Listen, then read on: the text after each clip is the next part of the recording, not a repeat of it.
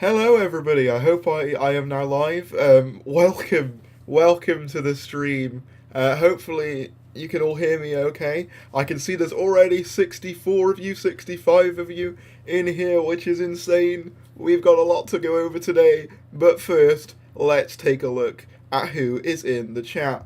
So we have Scaronium Hunter, Charlie Ling, Fatumshuk, Harry Dunnican. I hope I'm saying that correct. Joe Smith, Michael Rick and Morty fan, Sontaran Bile, John Smith, Dan23, Cheese, the Jinxmeister, 3 question marks for a name, Kathy A, I Love Harriet Wright, Thomas Johnson, Mr. Scarlo, Yoda Jedi 42, and I think I got most people, Willogs, Adzunko, Henry, CRS 2007, Jade.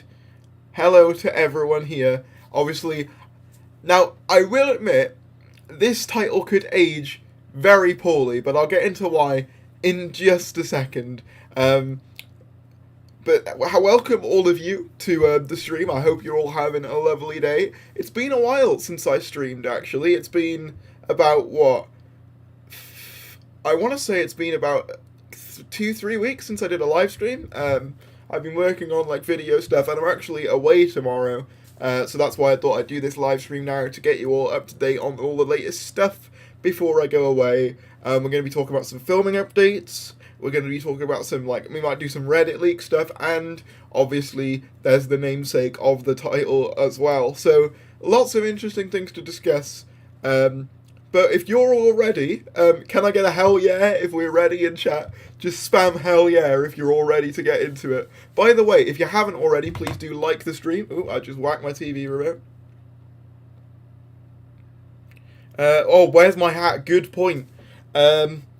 Shit, I don't actually have a hat on me. What I'll have to do is do basically a, what is it, like, I'll have to, like, do a Twitter video later on where I eat the hat. I will do it, though. Hell yeah, look at this. Look at all the hell yeahs coming in. That's awesome. Okay. Okie dokie. New show. Yeah, so I better get into this. I will admit, obviously, it's not guaranteed, but there's a decent chance that we could be finding out who the next showrunner is. A decent chance. But let me show you what I mean by that. Let me just make sure I've got the tab open. Let me make sure that I get rid of this. Okay, we're all good. It's been a while, so I'm a bit rusty, but here we go. There we go. Right. So, as some of you may know, the Edinburgh TV festival takes place over these next few days, and today at 1:30, Charlotte Moore from the BBC is talking about the future of BBC programming at this Edinburgh TV festival. I've got more information here. It says here, Charlotte Moore, Chief Content Officer. In September 2020, Charlotte Moore was appointed Chief Content Creator and joined the BBC board. She is the senior leader for BBC content and audiences across all genres, and have platforms with the expectation of news and nations and regions. In July 2016, Charlotte Moore became Director of BBC Content and Controller of BBC One. She was responsible for the creative vision across the portfolio channels, BBC iPlayer and genres, and took on oversight of BBC Sport. Prior to joining the BBC in 2006 as a commissioning executive for documentaries, she was Director of Contemporary Factual IWC Media. In 2009, she became the commissioning editor for documentaries. In 2013, controller for BBC One, and she took her current role in 2016 on air. In the last 12 months, she's seen the BBC achieve audience and critical success with amongst programmes as Bodyguard, A Very English Scandal, Killing Eve, Call the Midwife, The Informer, Luther, Strictly Come Dancing, Michael McIntyre's Big Show, This Time with Alan Partridge, and Collect, Dynasties, Drowning in Plastic, Ambulance, Grenfell, and the unveiling of the first female Doctor. Now, the reason I've highlighted that is because this woman was integral in announcing Jodie Whittaker, but she's not the only person in attendance at this event. Piers Wenger, Director of Drama at the BBC. Piers Wenger was appointed Controller of BBC Drama in late 2016. Prior to this, he was Head of Drama at Channel 4 and Head of Drama at BBC Wales during his time as head of drama at BBC Wales, Piers was an executive producer on Doctor Who alongside Stephen Moffat, where he cast Matt Smith into the lead role. So, what I'm essentially saying is, if there was gonna be any time they were gonna formally announce any future plans for Doctor Who, today would be a good day, given that both of those people are integral to the show. They've played integral parts in the show. Obviously, Charlotte Moore most recently was involved in the casting of Jodie Whittaker, and obviously Piers Wenger was involved in the casting of Matt Smith. So if we were to get anything officially unveiled, because here's the thing, with a Doctor, they like to make a more bit of a PR stunt, trailers, that kind of thing. But with a showrunner, it's more likely to be unveiled at a more formal event. And I think what we have to bear in mind is that this time around, the showrunner is going to be unveiled. Like, this time around, the showrunner is chosen, I should say, by the BBC. So, it makes sense for them to want to announce something like that at a big event. I'm not saying it's a definite thing, however, I think there's a good chance we could at least hear something about the future of the programme.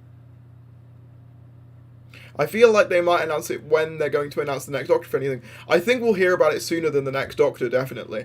And I'm not saying it's definite today, and obviously, as I said, that's why I said that this title could age horribly, because, you know, it could not happen. But if they were going to announce anything about the future of Doctor Who, today would be a great day to do it. Like, those two people are primed to talk about the future of Doctor Who. We know the BBC is in control of who the next showrunner is. Just makes sense, really. But that's why I've gone live today, actually, is just to essentially, if there is anything, I'm going to be right there immediately. It starts at 1:30, but it's a paid event.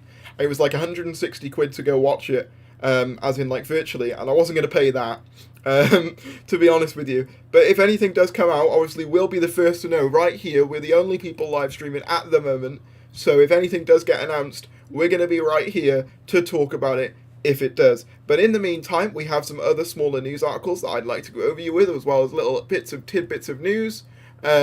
So if you'll want to sit back, relax, and enjoy the show, I would be very much appreciative.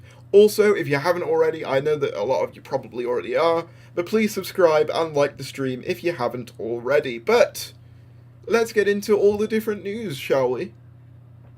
So, some of you may know that Sarah Jane Adventures has joined BritBox officially. UK Doctor Who fans, you can now watch all of Sarah Jane Adventures on BritBox, which is obviously a great thing. It kind of annoyed me because, essentially, I paid for it all on Amazon Prime, and a few weeks later they make the announcement that it's going to be available for BritBox, so I kind of got screwed over by Amazon, not gonna lie, but great nonetheless that they're making the show accessible. It's one of my favourite, like, Doctor Who properties. I think in some cases it can actually exceed Doctor Who, my opinion, of course. Like, I think it's a very consistently well-made show, and I think it actually, for a kid's show, it handles mature topics really well. If you haven't seen it already, I highly suggest it. It's one of the strongest, subsidiary things from Doctor Who, in my opinion, like the strongest secondary media, I would say.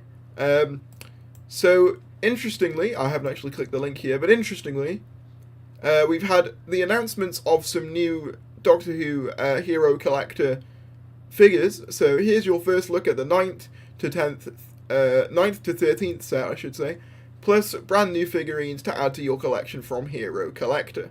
Now, I always call these Eagle Moss figures, but the official name is Hero Collector. Here we see the 13th Doctor gathered together at last. This TARDIS-inspired box includes a 10mm painted hand figure of Christopher Eccleston's fiery 9th Doctor, David Tennant's charismatic and tempestuous 10th Doctor, Matt Smith's fun-loving 11th Doctor, Peter Capaldi's fiercely intelligent 12th Doctor, and Jodie's compassionate and curious 13th Doctor. Again, those descriptions I feel like could be, applied to different ones, but, that's fair enough. We've got a bigger Tom Baker figure as well. This 13.5-inch tall hand-painted statuette captures the iconic likeness of the 4th Doctor as portrayed by Tom Baker. The 4th Doctor was an energetic, eccentric, a bohemian wanderer with no respect for authority, whose clownish antics veiled a powerful, brooding intellect. His fantastic adventures included many of the much-loved companions, including Sarah doing K9, Romana 1, and Romana 2, and Leela. I don't know why they said Romana 1, oh no, Romana 1 and 2 and Leela. Yeah, that makes more sense.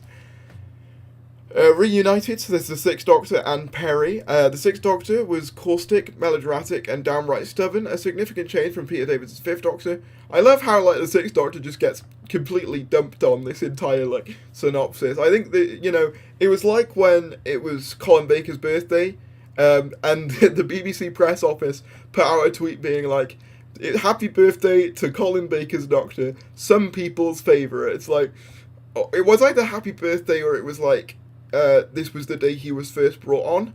It was one of those two things, and it was just felt very sarcastic. His arrogance, however, concealed core of empathy and compassion that saw him through countless challenges. His very first companion was Perry Brown, portrayed by Nicola Bryant. Then we got Exterminator, so we've got a new Revolution Dalek figure, but this time in the red, as opposed to the blue one, which comes in a Revolution pack, I believe. Yaz, Ryan and Graham discovered a disturbing plan to clone and weaponize salvage Daleks into defense drones in 2020's special Revolution of the Daleks. Faced with iron-fisted Prime Minister Joe Patterson and greedy US businessman Jack Robertson, their warnings fell on deaf ears. Fortunately, the Doctor was able to return in time to foil the Dalek army, but in the end, the only thing the Doctor could defeat these new Daleks with was some more Daleks, with some more even worse Daleks. Delete. This one's the one that's been memed. It's a Cyberman with a spear through it, which I think is probably from the Five Doctors. Yeah. The Doctor's past lives were reunited in the Five Doctors, 1983, when a mysterious force drew 5 incarnations of the Time Lord together to the Death Zone on Gallifrey, along with some of their deadliest foes. A squadron of Cybermen were amongst those who were brought to the Doctor in the game of Rassilon. Ultimately, they proved no match for the more powerful combatants, including the Raston Warrior robots. Okay, interesting to say Raston Warrior robots, because that implies that there was more than one, even though we only ever saw one, I believe. But, yeah, so there's all the new Hero Collector figures, if you didn't know that already. Thought that was a minor bit of news that I thought I'd cover. The other day marked 7 years since Peter Capaldi had his first episode as the Doctor, when he crashed into Victorian London. Might be fun to just highlight some of the chat's favourite Capaldi episodes. For me, Flatline is up there. Mummy is probably up there, as in Mummy on the Orient Express. I quite like Into the Dalek, actually, as well, even though it is kind of generic. What else do I like?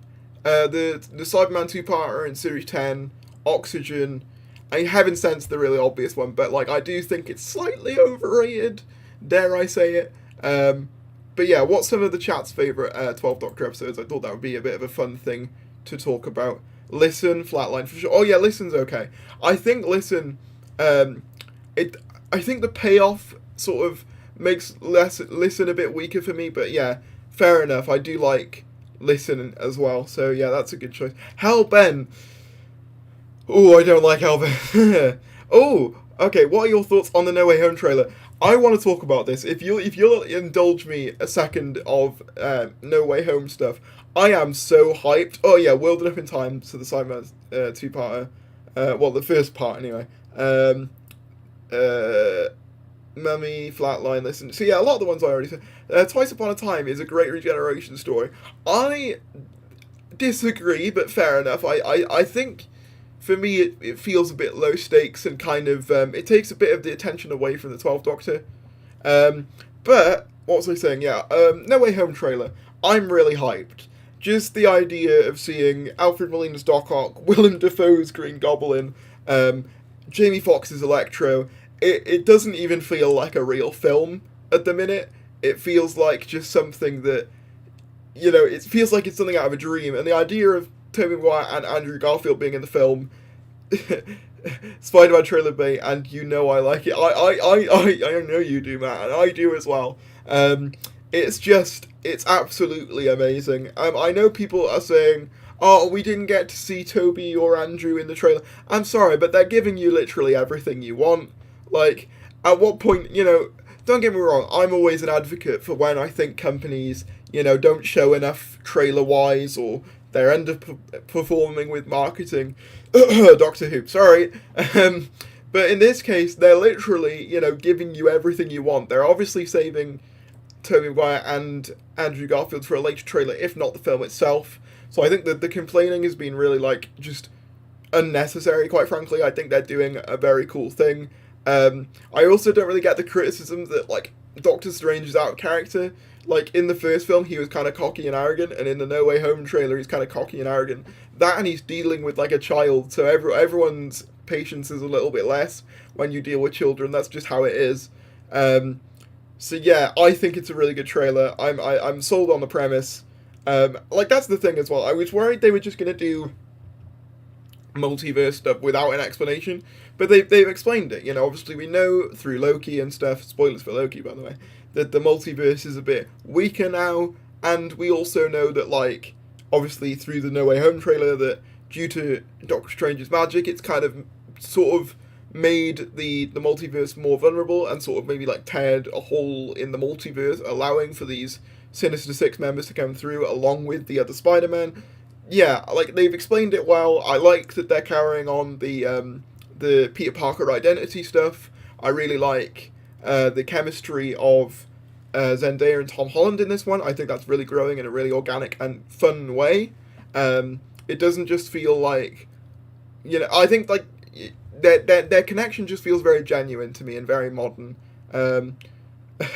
Disney, what can we say that could be being nostalgia? Yeah, I mean, to be fair though, with this, people have said it's probably going to be a mess, and to be honest, I can see that perspective. But normally I would deride sort of overly fan wanky stuff. But in this case, I'm willing to make an exception. A little bit of background on me. I literally, have grown up with every single Spider-Man film. When I was a kid, I had all the Raimi ones on DVD, and then the Mark Webb ones were the first ones I'd seen in cinemas. And now with the Tom Holland trilogy, when that started, I was 15. So that hit me at literally the perfect time. Checking the TV festival's Twitter, still nothing. Okay, well, it's literally just started now. So I think we gotta be patient to see if there is anything. It's literally this minute is when it starts, 1:30. But in the meantime, if there is anything, blow me up in chat, blow up my DMs, but we're going to be talking about some other stuff as well. Where were we though? Okay, so, controversial opinion, Marvel is really overrated and is actually just fine. I disagree. I can see that perspective, but for me, I think it's just a real achievement, that whole thing. Yeah, not every film is great, but I don't know, I think they do a really good job, personally. And I will say, I said this on Twitter as well, the No Way Home trailer has made me more excited, than Doctor Who has in years, being realistic with you all. The only time I got this excited about, Doctor Who would be the 50th anniversary. Nothing has matched my level of hype for No Way Home since. Somebody said on Twitter that there's going to be Series 13 info and nothing big at the panel. Okay, well, Series 13 info is still something, though. I'll take that. At least I haven't dragged you all out on the promise of something being about with nothing here. So at least there's that. But yeah, okay, next little thing, while we're waiting. I probably should keep the chat open on my phone, actually, just in case anything does pop up, and you guys need to alert me instantly, because obviously we're going to be experiencing this together, if there is even anything to experience, which hopefully there is. I mean, I think it does make sense for them to do something for it, whether they will or not, though. This is the BBC at the end of the day. They don't always do things that make sense, but whilst I'm sorting out my phone to get the chat open on my phone to make sure that I don't miss anything, the Russell T Davies interview, how Wales' most successful screenwriter drew from his own life to smash the barrier after barrier. It's a queer as folk screenwriter Russell T Davies heads up Wales Online's 2021 Pink List. British television screenwriter and director Russell T Davies' series It's a Sin has been nominated for New Best Drama at the National Television Awards.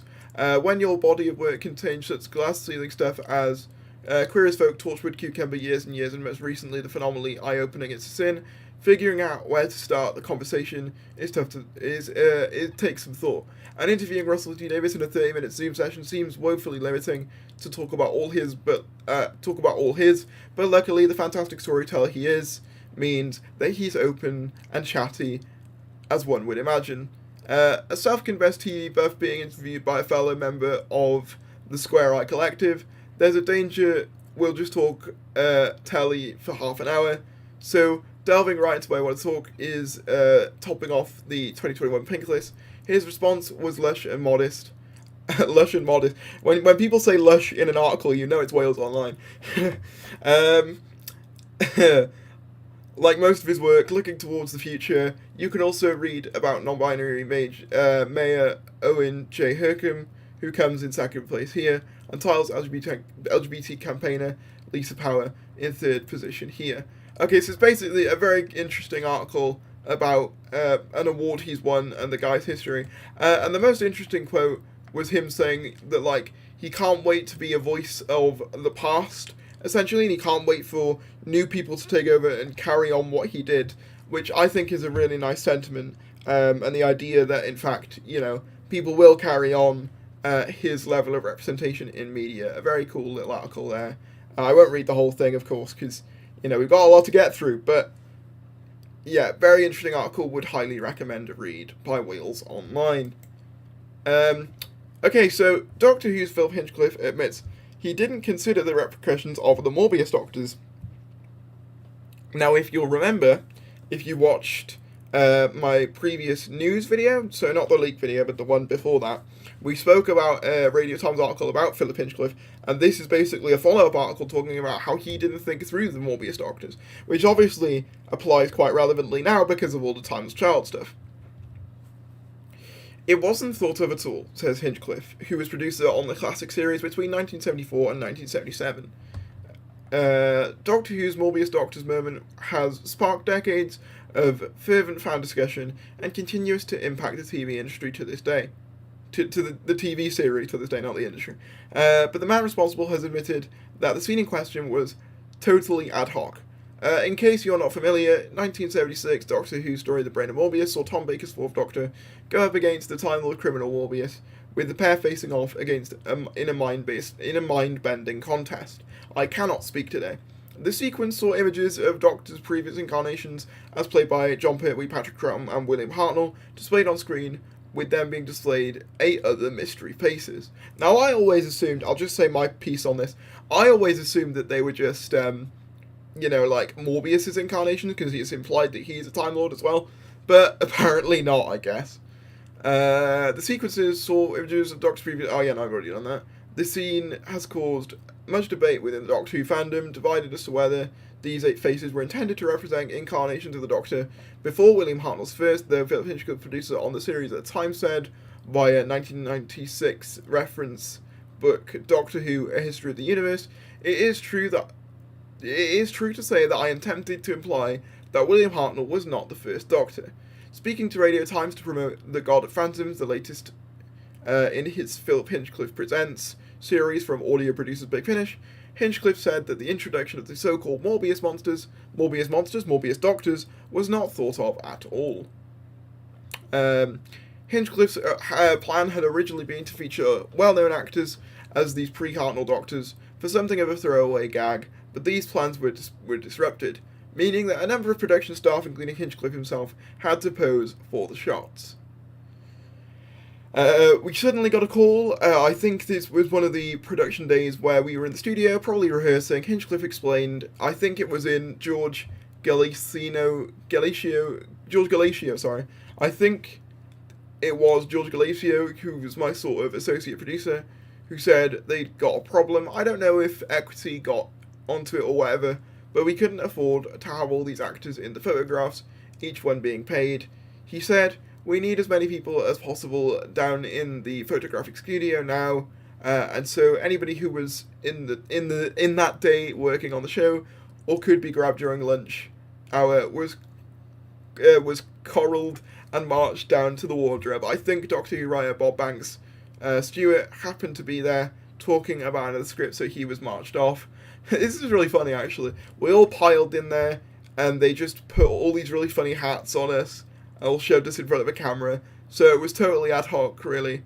It wasn't thought of at all. In fact, I don't think script editor Bob Holmes or any of us really thought about the repercussions of all these previous incarnations of the Doctor. We hadn't thought about it. Yeah, this is the thing. It just comes across like they were trying to do something fun, and now, years later, as fans do, they take it super seriously. The final episode features images see above Robert Holmes, who was the brain of Mobius co-writer, production unit manager Galatio, production assistant Graham Harper, director Douglas Camfield, production assistant Christopher Baker, director Christopher Barry, Robert Banks, Stewart, and Hinchcliffe. Though the production team of the time didn't expect this moment to have far-reaching consequences, Doctor Who returned to the notion of versions before William Hartnell's first in the most recent series, with Joe Martin's Fugitive Doctor being revealed as another such incarnation. Theoretically, we don't actually know that for certain, but the Series 12 finale, The Timeless Children, even featured a brief glimpse of the Mobius Doctors back on BBC One after 44 years, during a sequence in which it's still weird to me that happened. Can I just say, like, it's weird to me that all these years later, like, some fan was that bothered by the Mobius Doctors that they needed to put an explanation to it in the show when they became showrunner. I think, if anything, that does show that, like, Chibnall is a fan. Whether he's the right kind of fan to run the show, that's a different thing entirely, but he is a fan nonetheless. During which the Doctor, Jodie Whittaker, broadcast her memories to escape the Matrix. So yeah, very interesting little insight into how they came across doing the Mobius Doctors. I'm going to double check the chat because it doesn't seem to be updating for me for some reason on my phone, so apologies for that if I've missed any chat stuff. What time will we know? I don't really know. I'm waiting for anyone to basically say if there's anything at the... When did Chibnall get announced? Okay, so interestingly, he got announced the same time as Moffat was announced to be leaving. If there is an announcement about Series 13, it would be around 2 p.m. Okay, well, we got to about 20 minutes. That's fine. If there's an announcement, that's great, because I can hinge this on the entire premise of, hey, there's an announcement. Watch the stream. You know, I mean, I've got other stuff to talk about anyway, so it's not the end of the world if they don't, but obviously if they do, it will be awesome, because I'll be the first one to have spoken about it. But... what's the next thing? There is some Doctor Who location filming in Llandaff today, so this is where the filming updates come in. Someone who is familiar with the production walked past it, but wouldn't say what street in Llandaff. Okay, so I don't know why I said Llandaff like that, where I accentuated the daff. Llandaff! But the Road to Nowhere near Dragon International Studios in Llanelid Bridge End will likely be used for American side of the road for filming on September 1st and September 2nd. I don't know which production though, crew lock. And then again, Insall Court Mansion will be closed tomorrow, Wednesday, August 24th, 25th, so that is today for filming. And as you can see here, it says that it's closed, and that's actually the picture I used in the thumbnail, so fun fact. Insall Court in Llandaff is closed all day tomorrow, so apparently it was closed all day yesterday, so they must be filming something there. Whether it's Doctor Who or not, we don't know.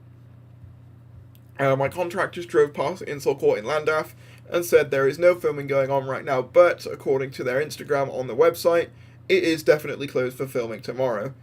So interesting stuff there. I think I just put the same thing twice. There's a TV series filming in St. Athens Boys Village too. They filmed some of Ascension of the Cybermen there, no idea what they're filming there now, and it says there on their Facebook page, long shot, anyone locally taking part in the TV series down at Boys Village in Barry, could lift, share, please. Okay, so we don't know what's there, but obviously they have filmed Doctor Who there before as well. So interesting filming updates. Be interesting to see what actually is filming, if there is anything, or what it is. Hopefully some Doctor Who stuff, but we don't know. In my search for Doctor Who filming, I did discover Willow is filming at a quarry near Minai. Oh my god, this is it. Betrayal of my heritage. Minaid Llangia. This is. I'm so sorry to my ancestors, really. Llangnidnir. Llangnidnir. Fun fact: I have a half sister who can speak fluent Welsh, and if she's watching this now, she's probably attacking me because thing is, in Cardiff, we don't really speak Welsh too well. Yeah, but also, on the topic of Doctor Who filming, obviously I can't show the DM because it was requested to be kept private, so for that reason I will keep it private. But essentially, someone was DM'd that some unit filming is allegedly meant to be taking part in possibly Cardiff Bay next week. So obviously there's that. I will try and see next week if there is anything, if I can get down there. I tried last time and it turned out to be filming for Tom Hardy's film Havoc, but I'd like to actually get there when they're actually filming Doctor Who, because can you imagine the video? But, Davies, weird question, what decade of Doctor Who do you like the most? Interesting question. I mean, I guess, what decade? I guess, like, it would have to be like the RTD era. Don't get me wrong, I love the the Smith era, but that's a very small part of the 2010s. It's like 3 years. Whereas with, like, you know, RTD, he was there from, you know, like sort of 04, 05, because obviously started filming in 04 to 2009. Yes, my friend is filming unit stuff in Cardiff next week. There we go. Well, at least that's cool. I will be heading down into Cardiff Bay next week then to make sure that I see. So, Davies, what holidays do you think the 20 specials could air? Okay, so I think one's New Year's. One's New Year's for definite, and I think that's probably the Dalek special. Thank you, by the way, for saying you love my videos. One's probably the New Year's. One's probably Easter, and one's probably the summer. Has anything come out about the announcement today? Do you know what time we roughly get an announcement at all today? Some people are saying around 2 p.m. we might be getting something. I put new showrunner because that's the big, like, rumor at the minute, but I might change it, obviously, you know, if something else comes out. But the rumor is 2 p.m. we're meant to be getting something. Could be complete nonsense, but at least we've gone through some interesting news stuff. If nothing else happens and nothing else becomes of it. Their Twitter says it's live. Yeah, I can't watch it because you got to pay, but we'll know as soon as basically anything interesting happens, I think. Because someone will probably tweet it out, or they'll tweet it out. I'll see if there's anything on Twitter right now. Oh, wait, there we go. Wait, so this is a rumour. So, hearing that the BBC are going to tease Doctor Who Series 13 today at the Edinburgh TV Festival, but nothing to do with the future of the series. Oh, shame. My friend is working there as part of their degree. They're not going to be making a big announcement there. It's more general info. Okay, well, I mean, that's something, I guess. Ooh, I've been at it as well in it, so that's fun. Yeah, very, very interesting potential stuff. By the way, if you haven't already, please follow me on Twitter. Would very much appreciate that. It says it's live now, so unfortunately it doesn't let you watch it for free, which I think is a bit of a missed opportunity on their part, because I get the feeling they'd have quite a few people watching it. But hey, at least we might get something, and the rumour is 2 p.m, so in the meantime, we've got some leaks to go over, though. I might just cover, like, you know, the rest of the Reddit leaks, because I'm going to be away tomorrow anyway, and there'll no doubt be more that come out, because they're always coming out, but I'm going to just take a drink, but we've got some Reddit leaks to go over. Oop, there we are. So, while we're waiting for the big announcement, if there is anything, how long have you been a fan of Doctor Who? I have been a fan of Doctor Who since 2008. The next Doctor was my first Doctor Who story. So, yeah. Is this announcement official? Is the news coming today? It's not official, but it's very likely we could be getting something Series 13 related. At the very least. So, yeah, I'll keep you all around till 2 p.m. Keep the anticipation building there. Imagine if there is nothing now. I just want to say, if there is nothing, it's not my fault. You know? If it was a huge announcement, then they probably would be doing a free thing instead of here. Yeah, I don't think it'll be anything big. I think maybe, you know, they'll just be outlining some plans. I don't know. But might still be interesting nonetheless. But I'll go over some of the Reddit stuff in just a sec. I'm just going to take a drink. Tharos, have you watched The X-Files? Highly recommend classics. I haven't, but now you've recommended it, I'll give it a look. Are you actually looking forward to Series 13? Truthfully, I'm more excited for what comes next than Series 13 itself. All I hope with this series is that it gives Jodie a decent series to go out on. We have nearly 10 minutes to the Series 13 info or release date announced. Oh, so it might be a release date announcement. Okay, well that's something. So it's only 10 minutes. So in that meantime, might as well go over some Reddit stuff, if you're all ready for that. Matt had the perfect blend of young and old, I agree. After seeing Free Guy, I'd love to see Jodie Comer as the next Doctor. I haven't seen Free Guy yet, but I know that she's in it. I've heard it's very good though, at least a good fun film, so that's something I'm planning on going to watch. I also need to watch The Suicide Squad as well, so lots of films to watch, so that's good. I went to the cinema first time a few weeks ago to see Black Widow, and ironically, the last time that I went to the cinema before then was for Sonic the Hedgehog. So, please check Twitter, I tagged you in a post. Hang on, let me have a look. I'll certainly have a think about it. I'll have a look at that later, but, wait, why am I being... Oh, how's that drink? Oh my god. Right, let's get into the Reddit stuff, shall we? So this is the first one. The BBC will not cancel Doctor Who. I don't think this is particularly shocking, obviously. This is live leaks. Get excited, everyone, live. To all those claiming the BBC will have to cancel Doctor Who due to drop in ratings, you are wrong. The BBC will sooner spend a lot of money rejuvenating the show than cancel it. You're probably wondering why that is. Doctor Who would become a much stronger, much sought after property. There are several organisations who will attempt to begin bidding and rights battle with BBC. The BBC know that if legally challenged over the fact that they are not using the programme and have no plans to, another company could easily make a legitimate bid to gain the rights. Back in the 80s, the show's reign was not as prominent as it is now, so the interest wasn't really there for other channels to gain the property. But with streaming services such as Netflix and Prime showing interest in gaining Doctor Who, the BBC cancelling the show would prompt a bidding war. This isn't really much of a leak, and more so as it is just kind of a fact, really. That being said, the current rumours is that Series 14 onwards will be a co-production with Lookout Point, HBO and the BBC. Therefore, technically, it seems that HBO has gained Doctor Who. Obviously, that is still a rumour, though, I will say. Whether or not that will be the case, we'll soon see. However, if HBO have acquired Doctor Who, we will definitely see a lot of money thrown the show's way, with more prominent stars and writers being acquired. Very interesting stuff there. Obviously, again, more of a fact than a leak, but yeah, I think Doctor Who's future's safe, at least for the time being, with all the HBO Max and China deals and stuff. Like, I don't think that I've got any worry about that. What else is going on?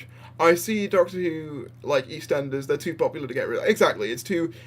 even if, like, the ratings drop, it's got more merchandise than basically any other BBC property. Yeah, Series 14, I think, has already been paid for. I think the China deal extends up to Series 15 as well, so I think the show's future is safe. I wouldn't worry too much about that, certainly. I think we're okay, for the time being, at least. Why are you making so much Doctor Who content during a period of the show that you don't like? I enjoy talking about the leaks, though. I enjoy talking about, like, possible ideas and theories and rumours. I enjoy that stuff. I enjoy speculation more so than I do the actual show itself. And some of the ideas are admittedly cool. Like, I'm one of these people who thinks that a lot of the ideas in the era are cool. Like, I think The Timeless Child conceptually is cool, but the idea that it's the Doctor is the part I don't like. There are some cool ideas in this era. It's just, I don't really like how they're executed, but I like the leaks because they're kind of like a look into what could be, you know, and I find that really interesting. I hope that answers your question.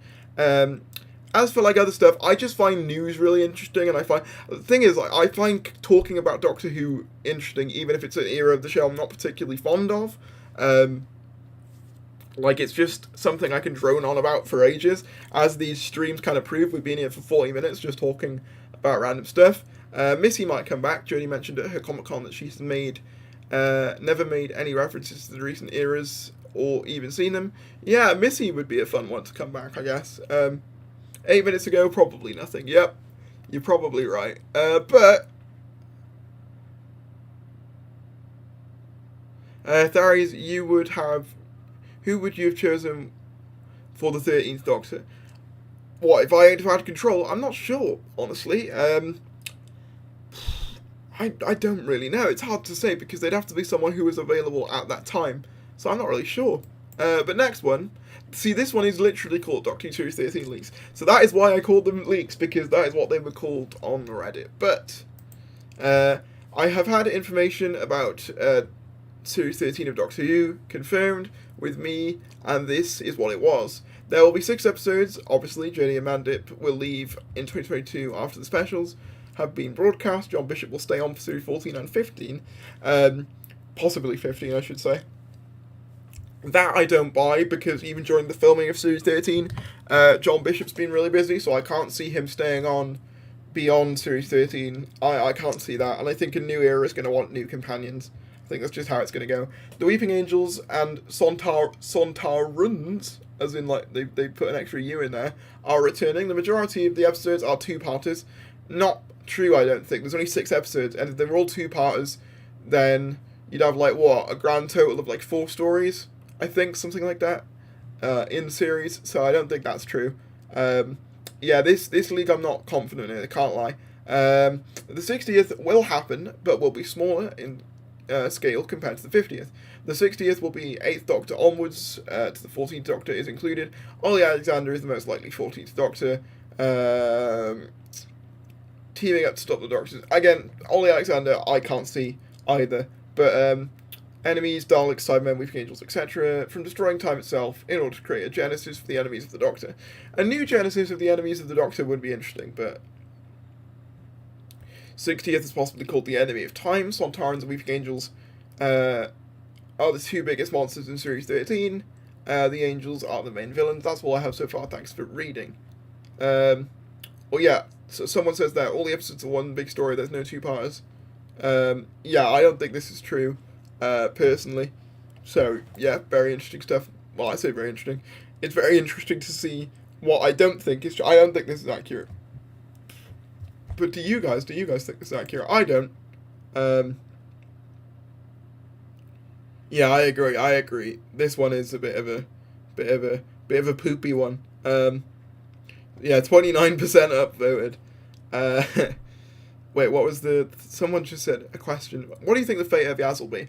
Honestly, I've got a funny feeling she might die. Like, I feel like they're doing a Clara thing, where she's getting too close to the Doctor and eventually it's going to end up getting her killed. That just seems to be, like, my feeling, and I hope it does happen, because I don't really want her to come back in the future. But, yeah, with that, I think there's a good chance she could die, personally. Dude, let the Alexander rumor die. Yeah, I agree. I don't think it's going to be Alexander. I don't want it to be Alexander particularly. Yeah, no, I'm in agreement with you. Let it die. Kill it if you have to. We've got 4 minutes to this alleged announcement, if there is anything. 14th Doctor rumor. Had a discussion with my contact today. I tried to stop hounding them for information, but I couldn't resist questioning a few rumours that I'd heard. From his no-comment reply, with a devious smile on his face, I think they were looking at Sally Wainwright-led Series 14 with Raki Takra. I'm probably saying that very wrong, and I apologise, playing the 14th Doctor. Take this with a pinch of salt, but from this reaction, it seemed I had cracked his cool a little. The BBC Centenary special is currently filming in the studio. However, the marketing and the production team are preparing for the announcement of the new show. I've seen from what I've heard, the other contacts working elsewhere in the BBC, which I don't work for BTW. I work for the administration department for a TV channel, though. Sally might have a co-showrunner in the form of Pete McTeague. If I get any new info, as always, I'll update you. Okay, this one seems a bit more likely, but again, doesn't really give away. Who's Raki Takra, though? I'm not sure who that is. I'm going to double check. I'm going to give that a Google. Who Who would he... I think it's a he, anyway. You know, like, the name... Oh, no, it's not. It's a she. That sounds very bad. I apologize. Okay, sex education. Sex education, EastEnders, page 8, 4 weddings. I mean, maybe. Like, it's a possible name that they might use, but, Cloud9, Hobby City, Doctors. Okay, so she's got, like, a decent BBC resume. She's not really known for being a lead, though, according to a lot of this, so, I mean, I'd be hesitant, certainly, but, I mean, you know, I'm willing to give any, like, new Doctor a chance, to be honest. Yeah, I agree, Tom. I think Alexander would be not a great choice. I just don't see him. Oh yeah, I've seen her in Sex Education. Am I getting a copyright struck? Not copyright struck. Sort of age restricted for that. I hope not, because it's the name of a show. I'd be surprised if it was him, Tharius, but that'll mean they'll go back to the male. As in Ollie. Yeah, I don't think it'll be him though. I think this is what the tabloids do. They'll always go for, like, here is person from popular TV show. They could be the next Doctor Who. Like, no. Just because they're in a popular British show doesn't automatically make them the next Doctor. Right, she plays the 8th Doctor companion Bliss in the Big Finish Time War audios. Okay. I mean, it wouldn't be the first time. Like, obviously David Tennant did Big Finish before he became the Doctor. And he also did Scream of the Shark, so it wouldn't be, Would you be disappointed if Jo Martin was 14? I would. Honestly, no. She's kind of my first choice, because she's kind of proven herself to be good in the role, personally, for me. But I don't think it'll happen under a new showrunner. Honestly, no, though. Like they said, it's always the guy from Death in Paradise. Yeah, Chris Marshall. They always go on about him. I don't think it'll happen. But they always go out, you know, for people who've just been in a recently popular British show. And it's never them. Until it is, like, right at the very end. But, like, we've got so long until they're probably going to be announcing a new Doctor. Like, I think a new showrunner is definitely going to come first, because they always do, and they can be a bit more low-key about that. Whereas a Doctor's going to be a while yet, I think. Oh, it's 2 o'clock. Let's see if there is anything. Is there anything? If no, I'll just keep refreshing Twitter, see if there's anything valuable. Nothing yet. I'm just going to keep clicking this button to see if there's anything. By the way, if you haven't already, follow me on Twitter, please. Thank you. Gotta get the plugs in. Gotta get the plugs in. This is just me waiting now, because I've been through all my material a bit quicker than I was expecting to. Anything? It's not looking like there is anything. Is there anything? So it sort of suggested ones. Okay, how do I do that? I've never done that before. How do you... Wait, there's a... Oh, someone followed me. That's what it was. Alright. Recent tweets. How do I do that? I guess that's in settings somewhere. Display? No. Someone has explained how I do that. I don't know, truthfully. Thank you for the follows. Thank you. Also subscribe to the channel if you haven't already. That would be very much appreciated. I can't see anything though. Give it 10 minutes. Okay. Alright, yeah, okay. There probably won't be anything until after the event is over. Okay. I mean, look, we're all in here anyway, so we'll know straight away. Doctor Who on Twitter has been very quiet today. Yeah, it has actually. Tharius, I see a disturbing lack of Christopher Eccleston in the stream. That's correct. That watching when you get Christopher Eccleston. Why do you think I just have him in my, like, wardrobe? I mean, that would be a stunning thing to have in your wardrobe. I mean, to be fair, there is one bit of Christopher Eccleston. Nothing yet. Charlotte is apparently talking about the BBC Three at the moment, and not on programming yet. Okay, thanks, William. Keep me up to date. You're in here now, right now as well. So as soon as it comes out, we'll know if there is anything. What are your thoughts on the end of time? Good question. That is a question, isn't it? I don't think it's as bad as some people make out, but I'm not going to say it's the best regeneration story either. And I think that's about all I was going to say on it. Does anyone know when Centerite figures come out? I think did they give a release date for that? I'm not sure. Any new Oh yeah, probably could point this out. Someone did like a photo morph of me as the Doctor, and this was the result. How it got that, I don't know. Like, can you see the result? I don't know. I said I look like the Doctor's dad though, which I think is kind of true. You can't deny that if that Doctor offered you a trip in the box, you'd struggle to say no. I mean, true. I don't.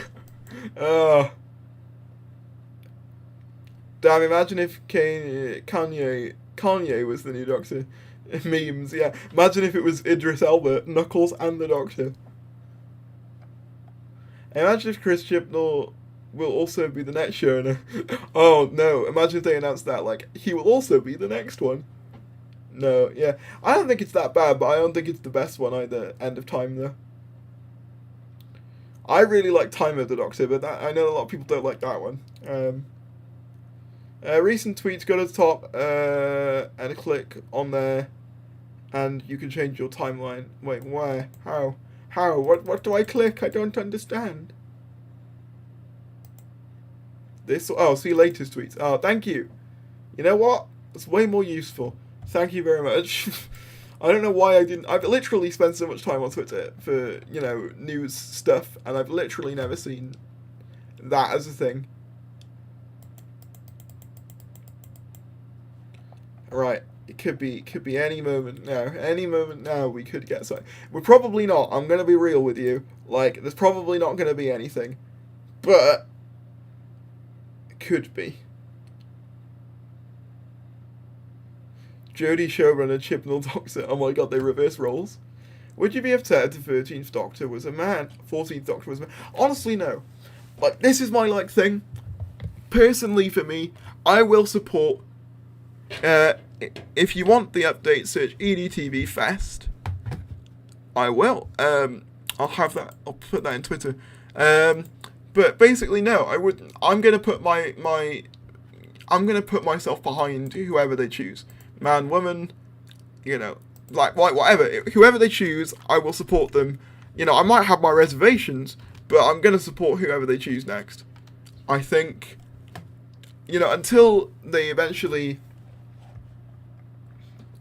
air, I'm gonna give them the chance, because I think everyone deserves a chance. Okay, so nothing Doctor Who related yet. Someone's DM'd me. What's that? I don't even know whether I can show that publicly. Oh, God. Oh, yeah, that's about Whoopi. Oh, yeah, we could have a look at that. Should we have a look at that? We can have a look at that. We got time, right? What am I talking about? This is a time... It's not a time machine. I wish it was a time machine. Where was that? Top. I think it was in top. Yeah, here we go. I don't know where the article is, though. Let's see if I can find it. I'll probably have to just Google it. Hold up. Whoopi Goldberg.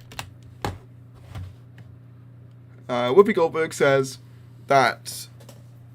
Oh, it's deadline. Here we go. Whoopi Goldberg says that she still wants that Doctor Who dream job. It's honestly really cool that someone with such a caliber and high profile as Whoopi Goldberg wants that role.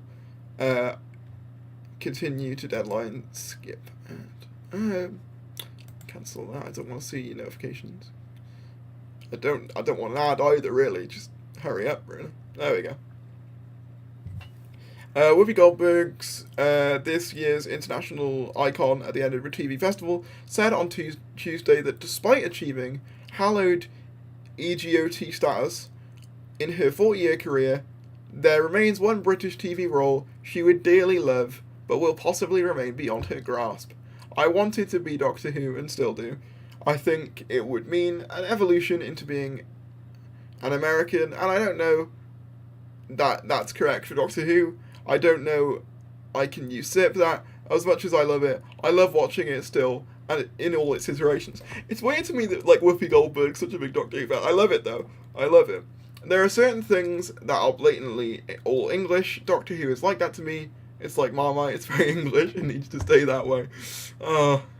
Goldberg previously said she lobbied for the job, saying earlier this year that the long-running BBC series producers at one point turned her down for the role. The current Dr. Jodie Whittaker said last month she was stepping down after 3 seasons. It seems Goldberg's love for the classic British TV doesn't end there. She also revealed to be a big fan of EastEnders. So this is really weird. I had no idea about this. When it was previously shown on BBC America, I got involved in it, and then it was gone. She said I was shouting, "Where is Peggy? Where is that woman with the cigarette? Dot Cotton, where is she? I loved all those actors, and was sad that they stopped showing it in the US. Hashtag bring EastEnders back to the US for Whoopi Goldberg." To be fair, they might like it more than we do over here. It should get done here, but it would take too much explaining. Elsewhere during the session, Goldberg reflected on her career. Okay, that's basically everything Doctor Who related in that article. But interesting nonetheless that she's a big fan, a bit of a mega fan for British TV. I think that's very funny. Anything new? Yeah, she knows she's American.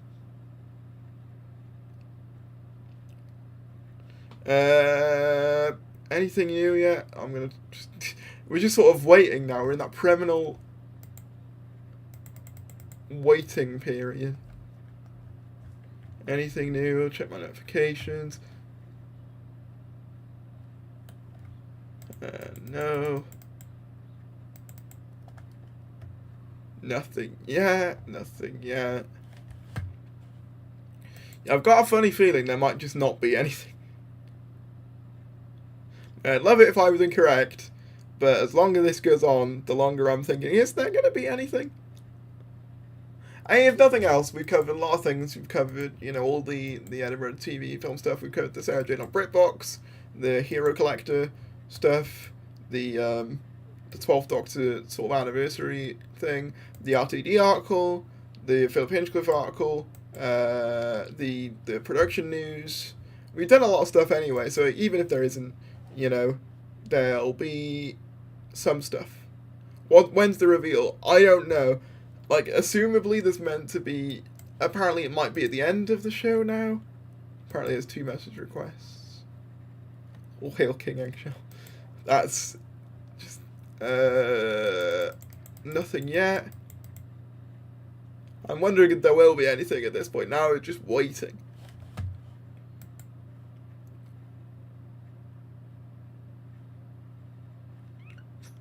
What is your favourite Regen story? What is it we're waiting for again?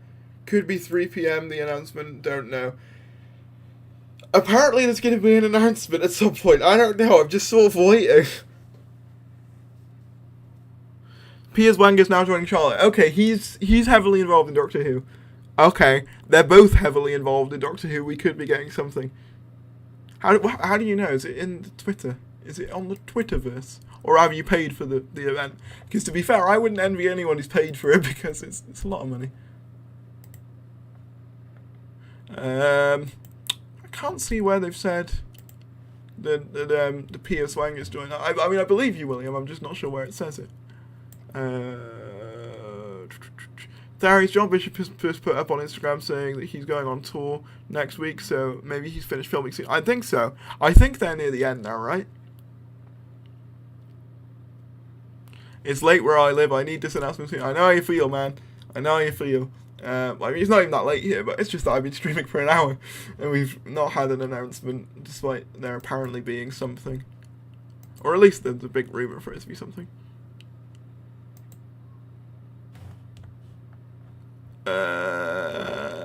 Oh wait, is it here?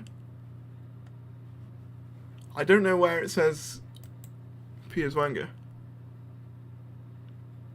Yeah, no, you're probably right. There probably isn't anything. I don't know why I'm even considering it, because realistically, there probably isn't anything.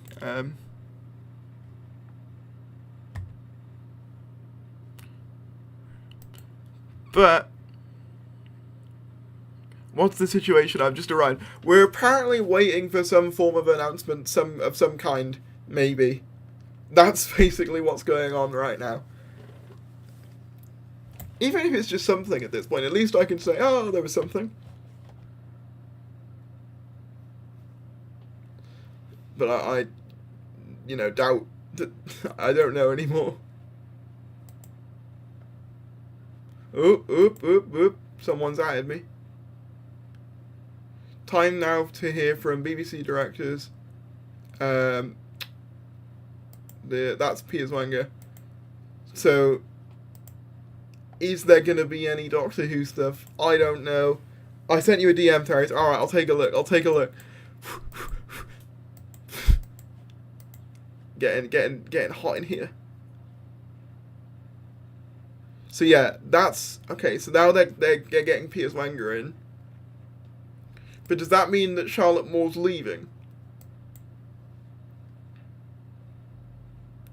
Does that mean that Charlotte Moore's not going to be in this next bit now?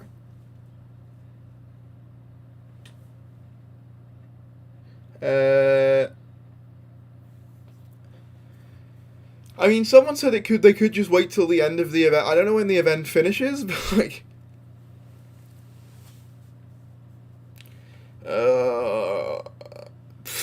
Imagine if there's just 240 people just waiting like I am.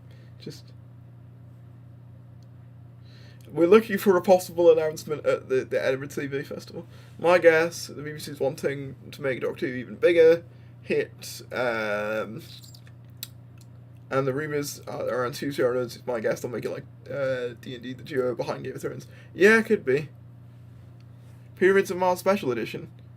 Catch me up to speed. So, hi Billy. Essentially, there's meant to be something possibly at the Edinburgh TV Festival, and we're just waiting to see what it is. There was rumours around there being a new showrunner thing, but nothing Doctor Who related has popped up yet. There might not even be anything, but that's kind of just what we're waiting for to see if there is anything. Piers Wenger's just joined the Edinburgh TV Festival thing, and obviously we know that he's very heavily involved in Doctor Who. We've also covered some other stuff as well, Billy, but yeah, that's basically the long and short of what we're waiting for.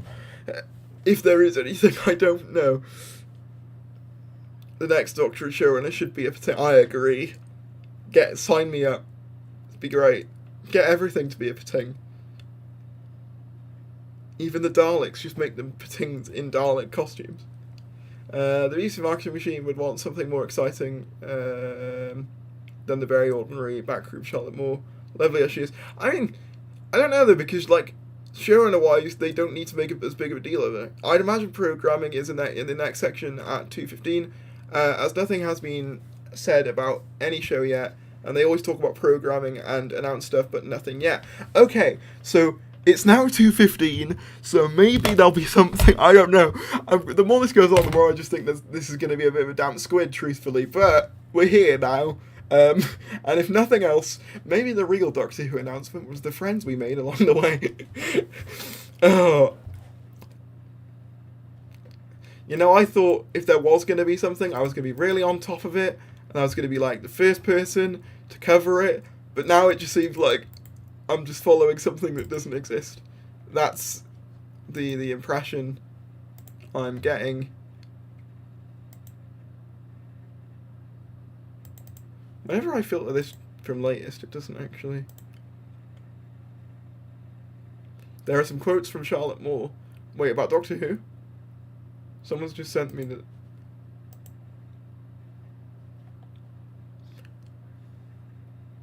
Where are there some quotes from Charlotte Moore? I don't know where. I don't even. The more of them go insane slowly. There is no announcement, I was told by BBC Drama Department. I mean, we just covered some Doctor Who leaks already. I mean, there are some more to fill the time, I guess.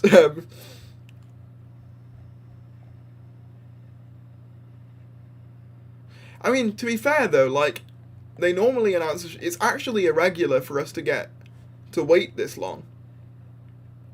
Actually, because Moffat was announced to be leaving and Chibnall was announced to be joining, like, at the same time.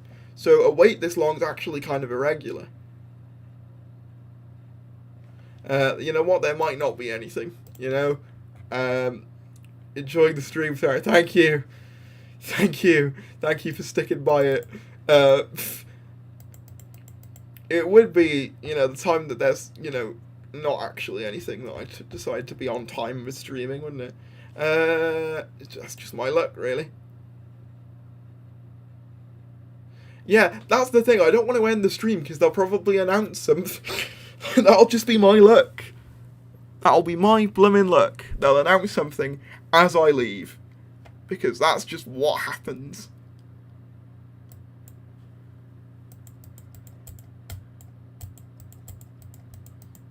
If they do announce anything, I want to be here for it. I've committed too much now. At this point, I've committed too much. We're too far deep, boys. We're too far deep. What's the rest of the... What other Doctor Who news stuff have I not covered yet? I might just cover the rest of them. There's only one more on Doctor Who news. There's some more on Doctor Who leaks. So, okay, we'll cover some more of these. Hopefully by then, there might be something more. Those who want to be surprised by the end of the season. When I was a kid, I recall very clearly my absolute shock when Tom Baker regenerated Peter Davison. Do I need to slap a spoiler on that? In the US, the Baker episode cycled through the first 4 seasons. Robots to Invasion of Time. Invasion of Time is terrible. Sorry, that's a side note. I really don't like Invasion of Time. About 15 minutes about 15 times before PBS finally got around to the Ribos operation through Logopolis. Is it Ribos or Rebos? How do you say that? This is all before the internet, so it wasn't just hard to find information. No one really looked for it. TV would chug along through its own speed. It's just, okay, this isn't even a leak, this is just if you want to be surprised. Okay, that's not even a leak, so glad I didn't cover that one, because that would have made a very boring video. Oh, God, this stream's falling apart. I think there's plenty of stuff that I haven't covered here before, though.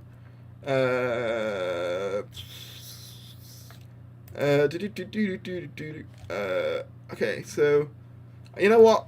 I'm just gonna wait now. We're just gonna be sitting around. Davies, what's going on? What's going on? Why is everyone pinging me in the...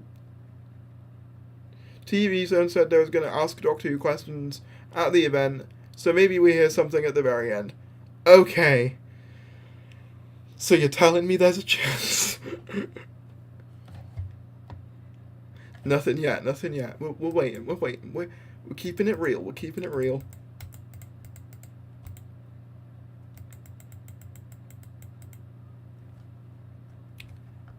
Keeping it real, keeping it flowing. Maybe I'll just tweet something out. If there is no Doctor Who news, I swear to God.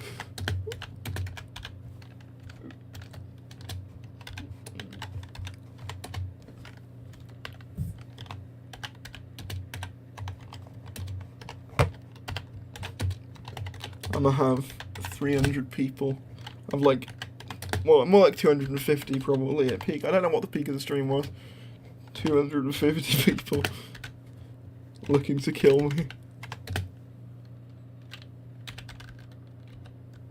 I just thought there might be something because it's, you know, Charlotte Moore and Piers Wanger, so they're like known for all of this stuff.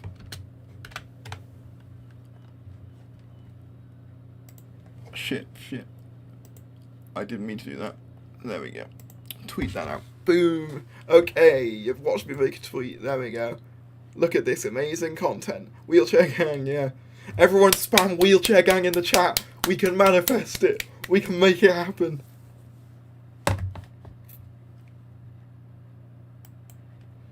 If we believe, if we have hope in our hearts and fire in our stomachs, there will be something.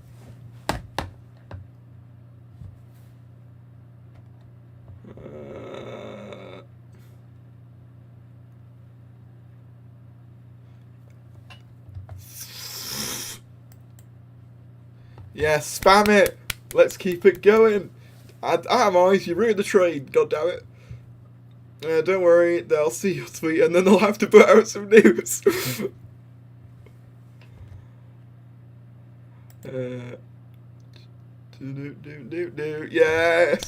Yes.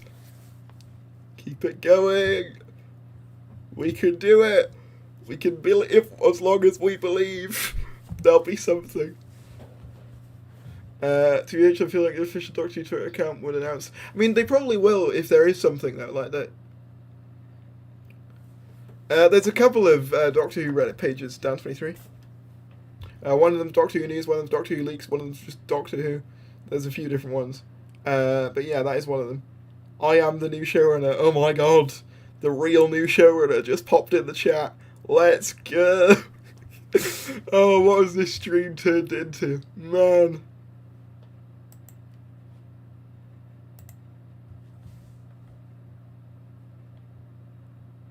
Currently watching Davies descend into madness. Wait. Why can't I hear this? Wait, it's not letting me. It's not letting me hear my beautiful voice. Or is it just my phone? I don't know whether I can't hear that for some reason. I'll retweet it though, just 'cause funny in it. Lol.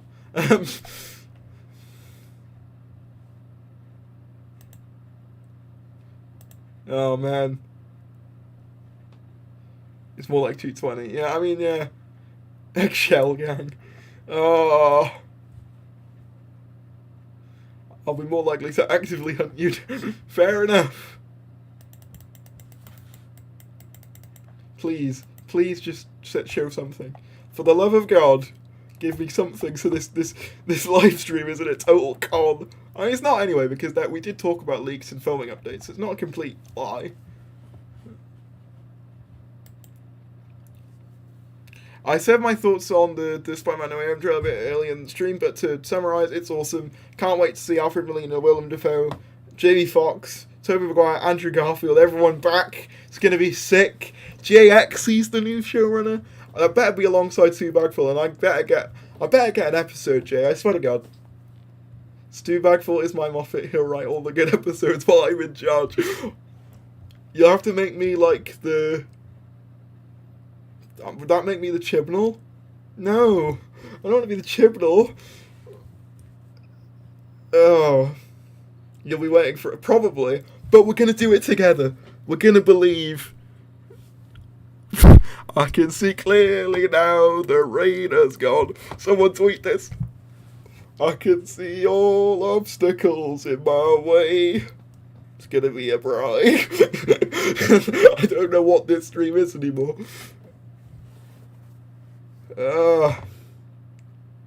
Give me an episode as well. I can't promise it'll be good, but it'll be at very least pretty stylized. I'm trying to think whose episodes aren't always great, but they look nice. Davies equals Chibnall equal... therefore Davies is bad. No! No, please. You're using logic against me. I don't like it. Jay says, I'm suspecting the next news we get will be bad news. Yeah, my death. Has it just become Davies does Twitter the stream? I love this. This is great. Jay, do you want to come on? I need someone to entertain the people. They're gonna kill me otherwise. Look at them. They're rabid. All of them. My theory is that it's embargoed because not one. I missed that. My theory is it's embargoed because not one thing has been tweeted out about any TV shows. They must just not be allowed to tweet till a certain time. I remember TV shows shared it all last year. Okay, maybe it is embargoed. Sure, I'll hop on in a sec. Epic JX is gonna save the stream, everyone. So,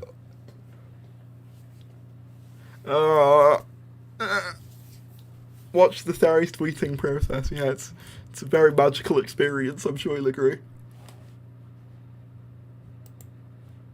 Oop, here we go. Bring me in whenever. Okay, well now is whenever. I'll just click the call button. Hang on, I'll have to make sure that the audio is correct. Give me a second. JX's coming in for a cameo, boys. Jay's gonna save the stream. The Empress of Milk. Hopefully. Wait, hello? Oh god, Just it's click not the working. call button and now I'm here. I've been Hey! summoned. It worked! It worked. I was in the chat and now I'm in the stream. Now you're in the stream because I need to save the stream because if there isn't any news, they're gonna kill me, Jay. They're gonna murder me with knives. And it's gonna be very painful. But right now... That does sound like being murdered with knives. Does sound painful. It probably is. I mean, it's never happened to me before. So I don't want it to happen now. But How are you, Jay? I'm all right. I'm enjoying my journey from the chat to the stream. It's This is a hack that you can do by just having a verified YouTube account. It's and which means very little, by the way. yes. Because they've stopped. I think they've stopped giving out verified YouTube accounts. It used to mean you had a certain amount of YouTube subscribers, and now it means you're like a Wait, can you not corporation. get one But they anymore? didn't. I think they're much harder to get now. Oh man, that's a But shame. I got one back when it was easy, and it was just based on the number of subscribers you had. I say it's a shame, like I'm gonna get to 100k anytime soon. Like that's not gonna happen. Terry's PewDiePie collab. Are you PewDiePie, Jay? Yes, There we go. Epic.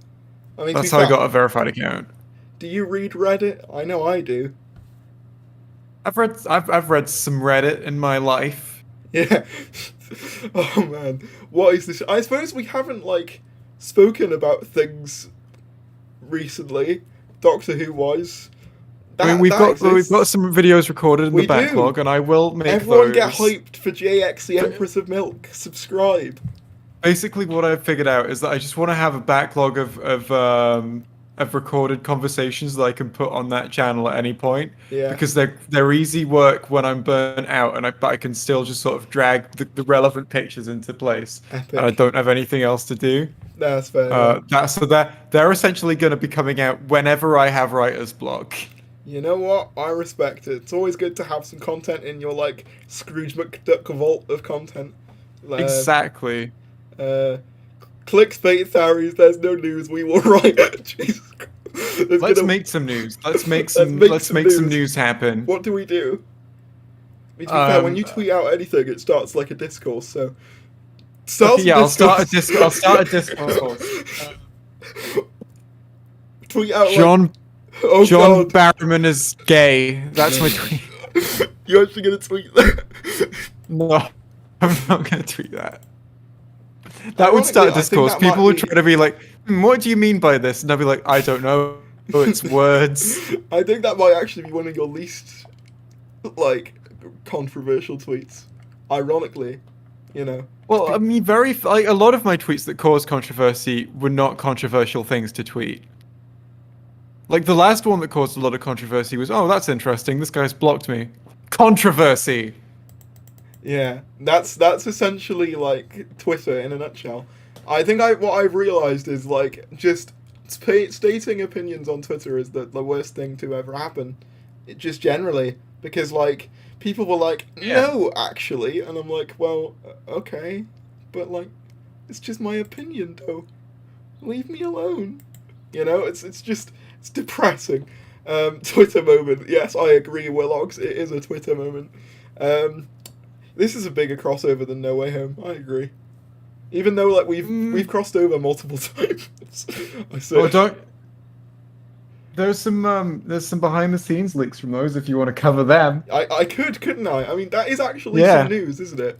Where's the pictures? There was some Don't pictures. put the pictures on stream. You can get your shit. channel struck shoot. for those. Fun fact, I did like upload the trailer for like 20 minutes and then Sony took it down. Because I was like, hey guys, look, the trailer.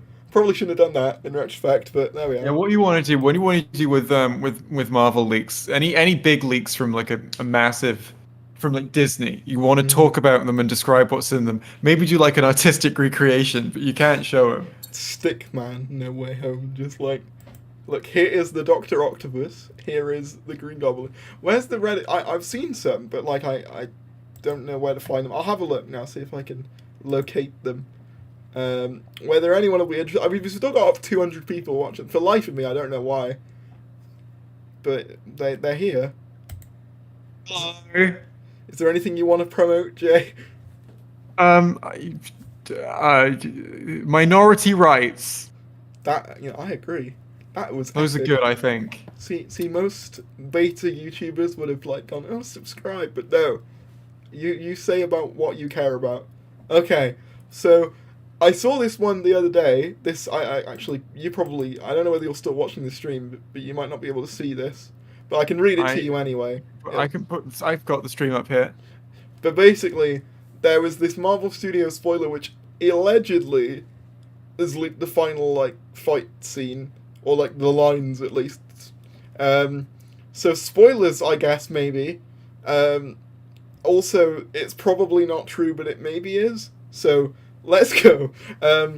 Let's make some fun. This is my time to shine again. Hello. Lines from Spider-Man No Way Home. Is this stuff coming out of you? Tom to Toby. The wizard said he'd get us back to where we came from, but we can't go back. Defoe to Tom. The power of the sun in the palm of my hand. So they're literally just, at that point, just lifting lines, which I don't know whether they'd actually do that, but then again, who knows? Well, they would. They might do. I was saying, like, in a Discord call the other day, like, what lines do they need to include in No Way Home?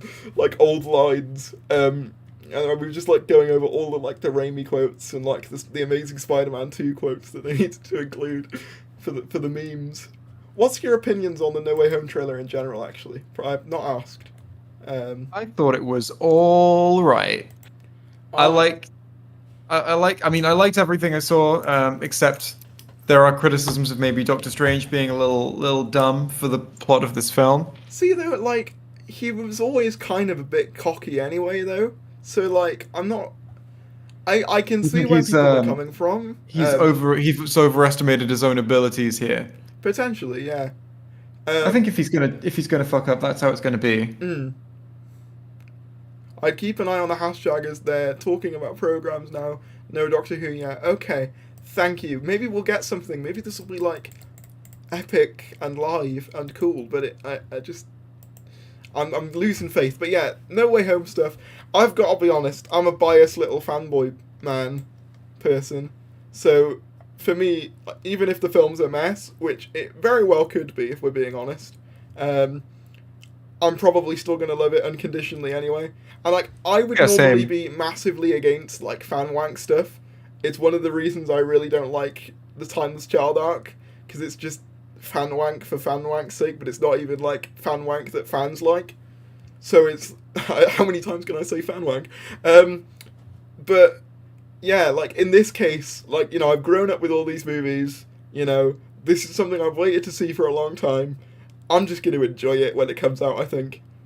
I'm not going to be an objective critic in any way at all. I'm not going to be an unbiased voice, because I'm very clearly biased. Yeah, same. I mean, this is a kind of... I mean, I feel like, in terms of Spider-Man fan wank, we've not been, like, pummeled in the face with it that much. No. Especially Homecoming and Far From Home aren't really fan wank. They're essentially just Spider-Man stories. So I feel like, you know, we've not been overloaded with the fan wank from the Spider-Man stuff. So bring it on. We can do some for a while. Yeah, we can do some. And also, I would say, like, it's at least earned it because they've explained, you know, why it's probably going to be happening, all the multiverse stuff. It makes sense logically. You know, it's not like they're just going to be here because, you know, like, there's an actual narrative reason for it to happen. So yeah, I'm down for it. Truthfully, like, again, it may not be the best film ever, but I think as well with the Spider-Man films, they know, like the MCU ones, they know what they want to be. They know they want to be these fun, you know, blockbuster films, and you know what? I love them for that. At the end of the day, it's not going to be everyone's thing, but it's my thing. I find them good. It's just the biggest brand of blockbusters out at the moment. Yeah. Here's the interesting thing. I think, like, someone's saying that Piers Wanger reveals BBC and Netflix will tomorrow announce the launch of a disability scheme. So that's good for me. As they seek to break the glass ceiling for disabled creatives. About bloody time. That's very cool. But yeah, I'm just ever so often refreshing it to see if there is anything. But nothing yet. But yeah, No Way Home stuff, I'm very hyped. Do you think Toby and Andrew are definitely in it now? Because by this point, I very much doubt that they're not. I mean, so I have seen... So the evidence that I have that they're in it would shock me if they're not, right? Mm. So there are these supposedly behind-the-scenes pictures, which I initially thought were absolutely fake, because there was stuff in it that just screamed to me fake, but apparently people have got explanations for those. I don't know what the explanations for the stuff that makes it look fake is, but apparently there are people who have explanations for it. That's not the bit of it that convinces me, right? Because whenever someone calls someone fake, there's someone else there going, but I want to believe it, so it's real because of these... Like, I don't even understand the explanation. But the thing that has me convinced is that every time someone tweets these pictures out, they get their tweets taken down. Exactly. Like, why would they want the pictures taken down if they weren't real?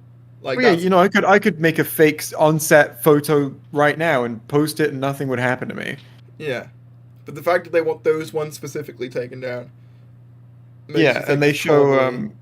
they show spoilers, I guess. They show Toby and Andrew in them, Yeah, I've seen them. in their original Like the spider first suits. one's a bit more iffy, but the second one with Andrew, like a close up, it's a lot less. Yeah, it's like I don't understand how someone could fake that. No, someone's just posted actually on the EDTV hashtag. Someone's atted me in it as well. Thanks for that. Teasing news about the future of Doctor Who. Piers Wenger, director of drama at the BBC, said, "As with any change of Doctor and showrunner, we'll be radical ... changes ahead." That could mean literally anything. So I mean, I guess it's news. It's a new statement, I guess. But there we are. Wait, did they say They said basically, as with any change of. So they've Doctor- confirmed that there's going to be They confirmed that there's going to be a new showrunner announced. Then, Yeah, they have. Like, that's definitely happening now. I mean, I think there always was going to be, because they were talking about like a new generations. I think they do have plans. I know that like when we've spoken before, you were concerned about that.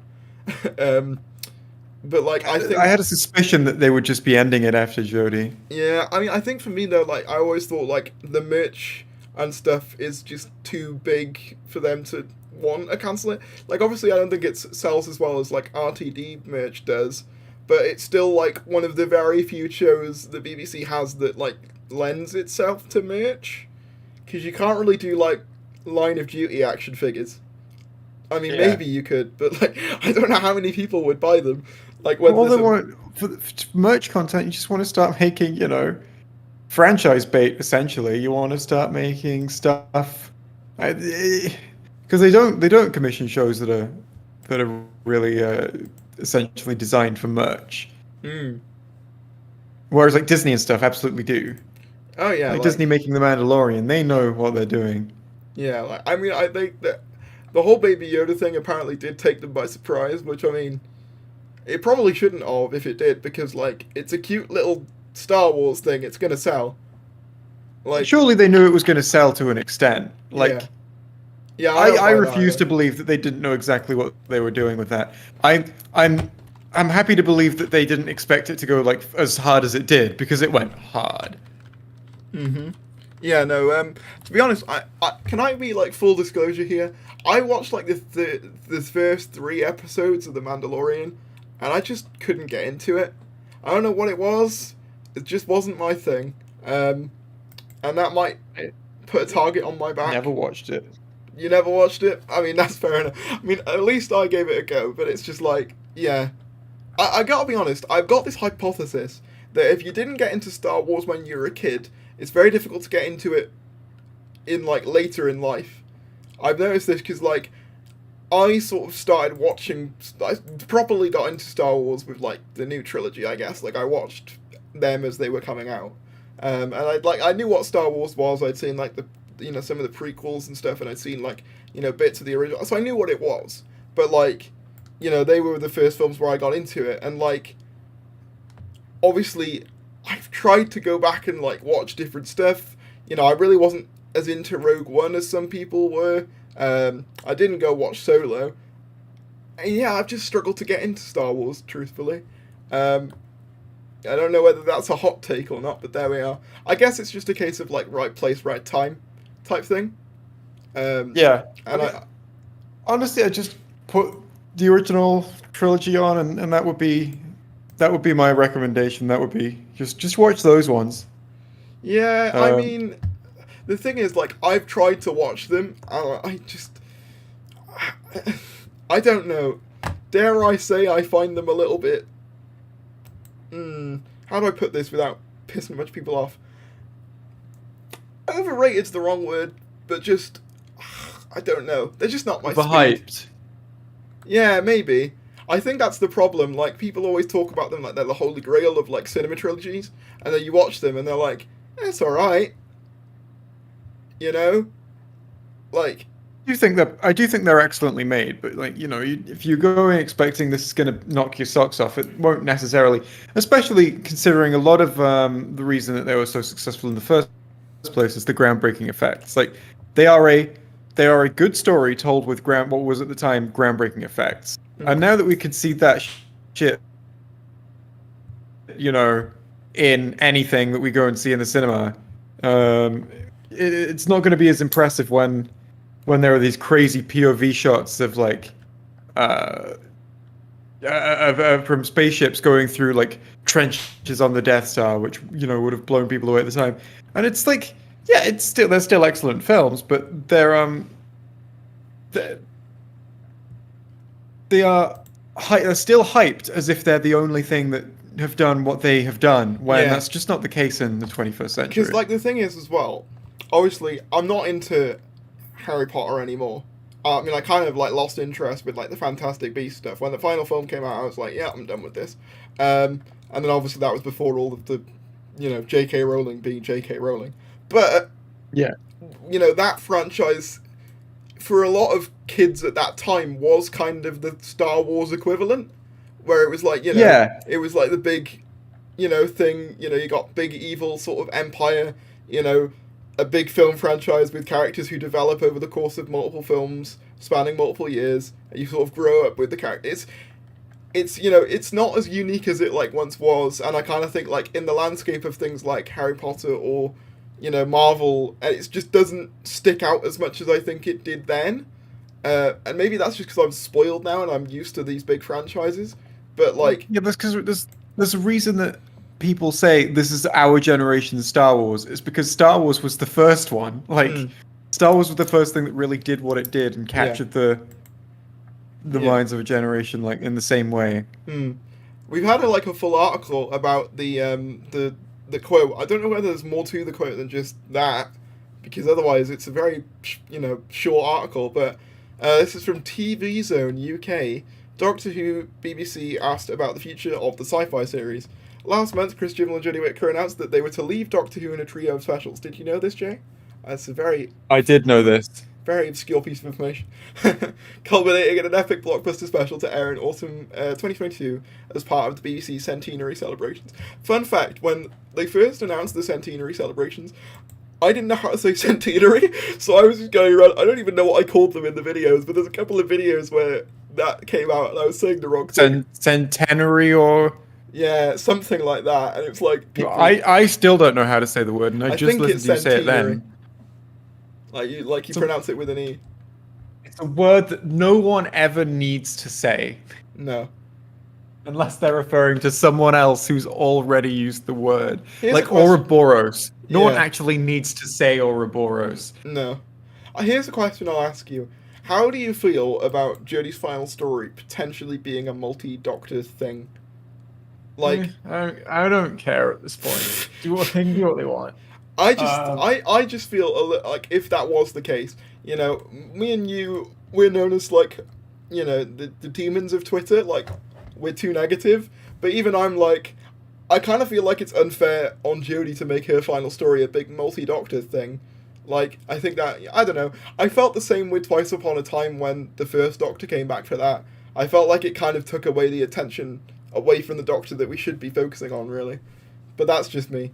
Maybe that's just. I mean, you can always give you can always give them the time that they need and the character conclusion that, like, I feel like the idea is a multi-Doctor story draws hype, and that's true. But hype is the only thing it draws, because you can still give the Doctor their screen time and their character development, and truly to me those are the things that ultimately matter. So it doesn't really matter who they're surrounded by, so long as they're given the treatment that they need to, so long as they're given the actual time and the development that they need to end their stories. Fair enough. I mean, to be fair, like, if she wasn't with any companions, I guess the Doctors being there wouldn't, like, they'd just act as... Pseudo-companions, really. Yeah, pseudo-companions. Like, so kind of like what the first Doctor did to a point in Twice Upon a Time. So, I guess that's fair enough. But with a 6-part event serial announced for the autumn and 2 specials already planned for 2022, BBC One has now asked for an additional final feature-length adventure for the 13th Doctor to form a trio of specials in 2022 before the Doctor regenerates once more. Since then, they have teased that we will announce plans for a new generation in due course. Watch this space. As part of the annual Edinburgh TV festival, the heads of BBC genres and content appeared at a panel where they teased about the future of Doctor Who. It's basically just the same quote. I don't know. There's literally nothing else. I was hoping there was going to be a bit of extra stuff, but there wasn't. So that's fun. Is there anything else? No, I suspect they might be doing something. Sorry, I suspect that we might be getting something unconventional this time. Yeah. As in the changes that they're announcing might be the end of the mainline Doctor Who show and like a cartoon being announced, or some, you know, some. It won't be literally that, but something along those lines where it's not the simple handover from old showrunner to new showrunner that people are expecting. Rather almost a change of state for the program. Yeah, no, it's I think personally we could see a change from, like, I don't know what they call them, but it's like apparently there's like a pub where all the Doctor Who creatives hang out. Like, I think it was coined by like Ian Levine once. If anyone knows, put it in chat right now. But essentially they're referred to as that lot because they all sort of know each other.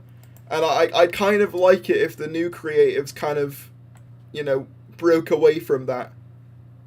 I know there's news, I just spoke about it. Everyone calm down. I don't mind like where they come from. I just want to... I just kind of want... I think I just want, like, a fresh perspective. You know? Like, I mean, I guess I don't want someone... want someone from the BBC who's just like essentially just designed to shovel out content. You know, I don't want one of the... I don't want the BBC to essentially allocate a drone to do this. Yeah. Oh my god, can you imagine the Tesla bot takes over Doctor Who? The Tesla bot? Yeah. Do you know about Am I that? missing a reference? Am I No, missing... yeah, the Elon Musk announced a new robot. That's gonna wonderful. That's gonna do quote unquote the boring jobs. Yay! We're in for a massive economic shift. Yeah, job loss, even more. Woo. Someone says, which Doctors do you think will return for the 60th anniversary, and what do you want to happen in it? That's even if we get a 60th anniversary. But it's not going to be a 60th anniversary. I don't think this can be what at all. But let's just assume, you know, that there is. All right, let's assume that one does happen. Which Doctors do you want to see back, Jay? All of them. No, genuinely, I think, okay, let's assume it's going to be as good as it could possibly be. I want like a 4-part serial that with 45-minute episodes that has all of the Doctors in it. But rather than being like, you know, I wouldn't want all surviving Doctors. I wouldn't want all 10 surviving Doctors in every scene, but rather than to be divided up. So essentially we get, let's say at the beginning, they all arrive in a place, and then they split off into groups to go and do individual tasks, or, you know, go on their own storylines. And so we essentially get 4 episodes, each one of which is a 3 Doctors sort of thing with a different 3 Doctors. That's the plan. That's very ambitious. I mean, I know. I will say, like, I would want, like, I think my hopes for it are a bit less ambitious. I think for me, what's crucial to me in a multi-Doctor story is that the Doctors get to interact. Because as fun as I think something like the 5 Doctors is, they spend most of the time of the episode completely apart, and they only really come together at the very last scene where they're like decoding that thing, and then Rassilon shows up and kills. It's Barusa, isn't it? He kills off because he wants. Yeah, well, he makes him immortal. Yeah, immortal by making him Ursula, essentially. That's a Love and Monsters reference for all of you Love and Monsters fans out there. I was trying to figure out the Little Mermaid reference there. I was going, what? No, it was Love and Monsters, Jay. Doctor Who. You're on Doctor Who. I've seen that. That's probably like the New Who episode. It's been the longest since I've seen. I actually don't think I watched that since it aired. We should watch it right now. We won't because copyright, but well, that could be fun. It would be, but yeah. The most important thing to me with an anniversary is that they interact. I'm kind of glad if there is going to be a 60th, it wouldn't be under Chibnall, because I have a horrible feeling it would be centered around the Time of Child stuff, and personally, I wouldn't want it to be centered around one specific, like era of the show. I guess like it's different with the 50th because it covered like all of New Who essentially. Like the Time War stuff was built up for a long time, whereas with the Timeless Child stuff, it is just the vision of one guy. So when people were saying, "Oh, imagine if the 60th was about a Timeless Child," I'm like, no, it needs to be about sort of the show as a whole. Obviously, I realise. I think people overestimate how much you can actually achieve in a certain time period. Like when people say, "Oh, they don't cover enough in the 50th," I'm like, "No, there was a lot to cover there." Like it's I don't like how they use the 50th at all. I think they do enough, but I don't like what they did. My criticism wouldn't be they didn't do enough. I'll say like it's gone down in my estimations as years have gone on, but I respect them for like. Because, like, have you heard, like, the behind-the-scenes stuff for that? Like, the whole thing that basically the only person signed on was Jenna Coleman at one point, and they were literally going to have to do it with, like, just Jenna Coleman hopping through, like, different Doctor Who episodes. Man, that would have been very different. Like, and that would have been terrible, probably, but to be fair, at least it wouldn't have been Moffat's fault. But yeah, with the 50th... Please chat about the new news. We just did, didn't we? Is there more? Is that well as their new news? New news? Oh. Right, let me just... I'm checking my notifications. I am on a different PC right now. The only thing that my current PC is doing is playing the Call to You. I've unplugged everything from it, and I've now plugged in my mouse, keyboard, and monitor to my old PC to dig some files off it that I need for a video I'm working on. I can't see anything more.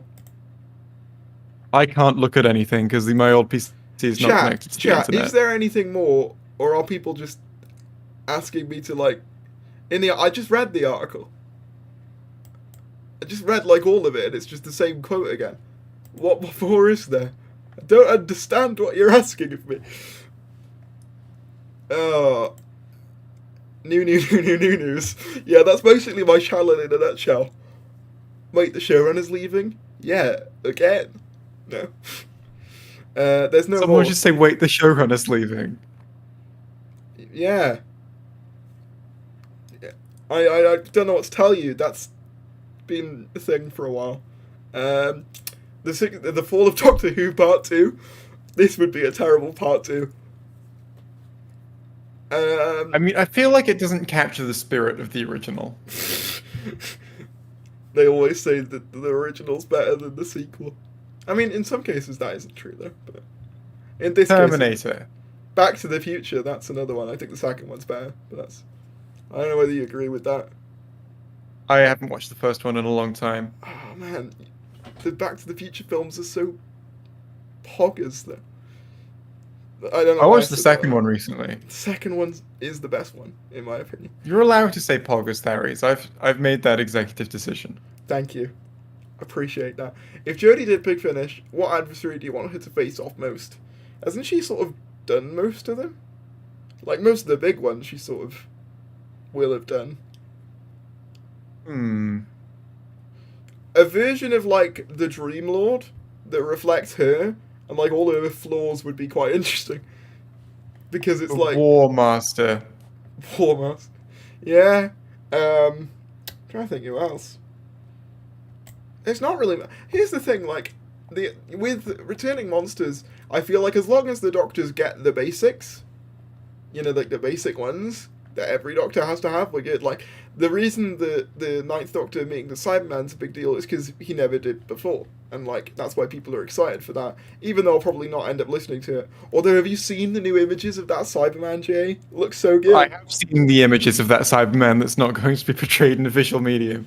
I know, but, like, I wish it was. Because that... I wish it was. It looks good. To be fair, they might... I think we should just start a petition to make that, like, the new Cyberman design. Because it's perfect. It's like... It is really good. What did they announce? Essentially, that the new era will be radical. Ooh.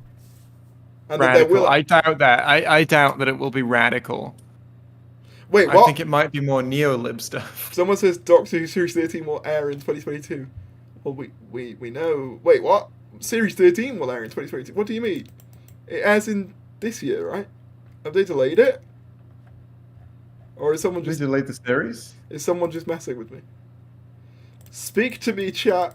I wish to understand. I'm literally just tapping home on my Twitter feed. Because if anything like that's come out, then hang on. They're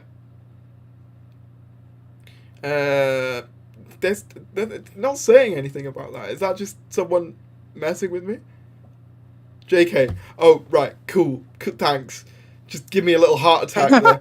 Jesus Christ. Robert, I'm not happy with you. It's been delayed. Stop saying this. If it gets delayed, like, my channel's gonna be on the fucking ropes for a while, man. I don't know what I'm gonna do. I'm just messing Start with you. reviewing Big Finish and comics. Oh. But no one clicks on that. Hey Jay and Thary, spelled with THARRY. What do you guys ideally like the next showrunner and Doctor to be? Good. Yes. Would you agree with that? I would agree with that fully and completely. Oh, some people are gonna hate us for that. Like, what do you mean that Chibnall and Jodie were great? Oh, to be fair, my chat's pretty chill. Unless they're just messing with me. Right, stop telling me it's been delayed. You're messing with my emotions. Don't do this to me. I've been streaming too long. It's. Have you read the Missy comics? They also got. No, I've heard about them though. Have you read the Missy comics, Jay? I've not. I bought the Missy Big Finish series and not listened to it yet. I don't know if that helps. Well, there's our answer, Robert. Even though I shouldn't even dignify you with an answer about what you've just done to me, you know. Do you think? Here's an interesting question. Do you think the show can like recover from like? Yeah, I think so. I don't think it's like dead or anything. I think people saying that are like, just give it a chance, man. You know, like we haven't even seen who it is yet. I think it might not, but I think it can. Yeah. You know what I said as well? I've said on stream, I'm going to give whoever they choose like a chance. Yeah, of course. You know, I'm going to give them every chance in the world. I mean, to be fair, I did with Chibnall and Jodie as well, to be fair, but, you know, people will say that, oh, no, you wanted to hate it from the beginning. Sure I did. Oh, yeah, it took me until Resolution to go, no. It took me till, I think, Witchfinders was the one I was like, yeah, I'm not liking this. Is that funny? That's funny, because Witchfinders was one of the ones where I felt, you know what, I feel like this is going, because I wasn't, like, totally sold, you know, I was still, I had like lots of reservations when I was watching Series 11, but Witchfinders, I was like, yeah, you know what? This felt like Doctor Who to me. More of this, like, you know, it wasn't amazing, but this is the right direction. What was it about Witchfinders that broke you, Tharies? I need to do a video with the Witchfinders broke me. The Witchfinders, I'm trying to think. I think it was just, I don't know. Part of it was like, just, I thought that, I think, like, with me, obviously, like, when Series 11 was airing, I was 15, so I wasn't playing with a full deck of cards. Probably still not now, to be fair. But I think just, like, I don't know, the monsters were terrible. Like, you know, I think it was Harry's Moving Media who once pointed out that, you know, like, the one girl whose name's, like, Willow or something in that episode? Yeah. Like, she looks Her like name is Willa. Willa, yeah. She looks like she's smiling when she's just told her daughter... she's just been told that, like, her sister or mother's died or whatever it is. And I don't know, I just remember feeling like it was shit. I don't really know. What else? I just felt like the dialogue was really... just, like... I really hate, like, the expositional dialogue in, like, this era, and that episode was the one where I was like, yeah... I've had enough. I don't know. I can't really. I'll have to watch it again and maybe get back to you on that. Like, it just... Another thing that you could do with your channel in the off season, by the way, is archive reviews. Those are always fun. I am planning on... I think what I was planning on doing, up to the build-up of series, like, 13, once, like... Because I'm waiting on, like, a new office space to be sorted, but once that's sorted, like, do, like, reviews of each Chibnall era thing up until Series 13, so I've got, like, a comprehensive, like, look at each one. There won't be anything special, But there'll be like just my comprehensive thoughts on each episode. I'll make notes and stuff. So that's something I am planning on doing. But yeah, being a Doctor Who channel in the off season's very difficult because the thing is as well. Like obviously, a lot of people tell me to review like the older stuff, and I do want to, but it's kind of like, it comes to a certain point where I'm like, I don't really know what more I can add that people haven't already said. If you get what I mean, like, because I feel like everything's been said about every episode of Doctor Who by this point. I just don't know what I could add necessarily. I want to, but it's just I think I'd have to figure out.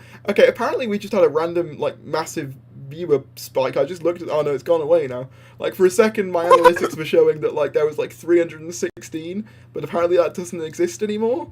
So YouTube's just playing games with me. Jodie has signed on for 4 more seasons. Don't do me like that. Don't do me like that. I mean, I wouldn't mind Jodie signing on as much as Chibnall, to be fair. Yeah, I'd be happy if Jodie signed on for 4 more seasons, I guess. I'm not sure how I'd feel. I guess I'd wait to see how it was. I'm kind of just ready for an entirely new thing now. Yeah. Throw the baby out with the bathwater. It can still be an entirely new thing with returning actors. Someone asked, "Do you think it's possible for the next era to be as bad as the Chibnall era?" Yes, it's possible. Stop asking that question. The answer is always yes. But you'd hope not. You'd hope not, wouldn't you? Like there were just so many stories. Like I remember this being said about like Terminator stuff and about Star Wars stuff and about. The answer is always yes. Don't challenge them. Oh yeah, because then they'll go, haha, well now we will. David Tennant's back. Don't stop doing it. The chat's just, they're playing mind games with me, Jay. Did David Tennant ever leave? No, that's true. I remember there was a tweet once, I think it was an account called TARDIS Time who did it. It was basically like, who loves the Whittaker era? And it was like the picture from Series 12, but like in the very far background you could just see David Tennant. And it was like just a very little subtle like joke, but like the amount of people who just missed the joke in the replies were like, yeah or no. Send me that. I want to see that. Where is that? Where can I find it was that? like ages ago. Hang on. It's probably been a while ago, but maybe they pinned it? I don't know, I'm gonna double check. I know which account it is. Oh, do you know any keywords from it? Because then you can find it real easy. I think it's just like who loves the Whittaker era or something, but like that could apply to a bunch of different tweets. So if you send me the @ I can find this tweet. Okay. I'm a sleuther. Wait, they live in Wales I have special too? power. They're Welsh. Yay. One of my own. One of my own species. I'll send it to you now. There we go. But the whole reason I was doing this stream is I'm actually away for the day tomorrow. So, I was just like, I better give them something. And then I thought, oh, there might be some news at this thing. And there kind of it was, to be fair. At least they confirmed that there will be a new showrunner. So at least there is that. That is a confirmation. And that, I mean, there were a lot of people doubting that, myself included. Moffat returns for revenge. You know what, right? I would take Moffat over this, like, any day of the week. Oh, yeah. Like, I'm sorry. A lot of people say, oh, but is it better than Moffat? No, it isn't. Nah, it just isn't, is it? Like... No. It's just not... Like... I mean, look, I'm not the biggest fan of the Capaldi era, but even I'm like, I would watch that 10 times over before watching a Whittaker season. It's... Nah. Actually, no. I take that back. I kind of... This might... you might... Oh, there you go. That was very quick. You might dislike me for this, but I prefer Series 12 to watch than I do Series 9. I don't know whether you hate me for that, but I just really don't like Series 9. So, and like, at least Series 12, I don't know, I maybe smile. I don't agree, but I'm fine with that, you know. I mean, like, I feel rank, the same way. I rank Series 11 like to bottom, and then it's Series 9, and then it's Series 12. So like, that's my bottom 3. What's your bottom three? I'm going to run away. No, my bottom three are 12, 11, and probably I don't know what else. 9 might be in there. Might be the same, just in a little bit of a different order. Yeah, that's fair. I mean, they're pretty close. But yeah, this was the tweet I was on about, where it's just like David Tennant's just there in the background, but there were some people who just didn't notice that. It's quite funny. But yeah, I think that's like a thing I'd like to see change as well for this next era. They need to like back it all the way, you know? Don't just be like, oh, that didn't really work. Anyway, here's the 10th Doctor, you know? We're going on? What was that? You cut out a bit there. Oh, I was just saying how, like, with this next era now, whoever it is, they need to back it, like, 100%.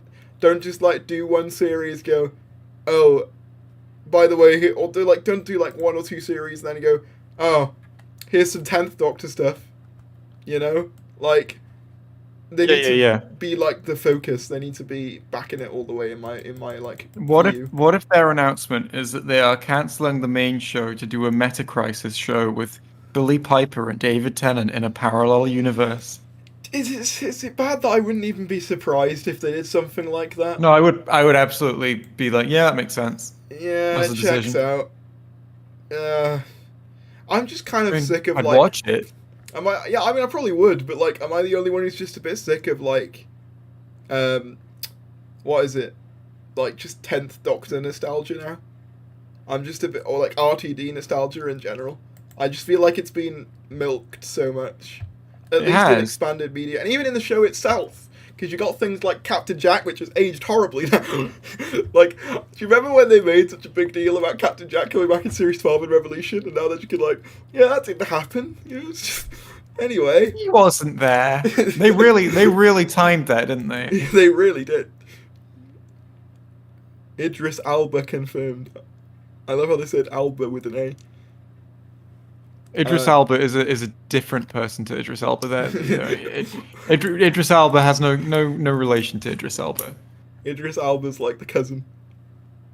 No relation. I just okay. I can't believe I'm sorry. I can't believe you'd contradict me, Tharies. You're banned from this stream now. Canon is irrelevant. My stream now. Okay, bye. Just leaves. Oh. I'm done with Tennant. Yeah, I kind of agree. I mean, don't get me wrong, I'm glad they kept, like, David Tennant in work, but I'm just like, if you're going to do some nostalgia, can you at least pick some different eras that aren't as overexposed? Like, give me some Matt Smith love, please. Where are my Subnautica files stored? That's what I'm asking. Give me a Paradigm Dalek spin-off series.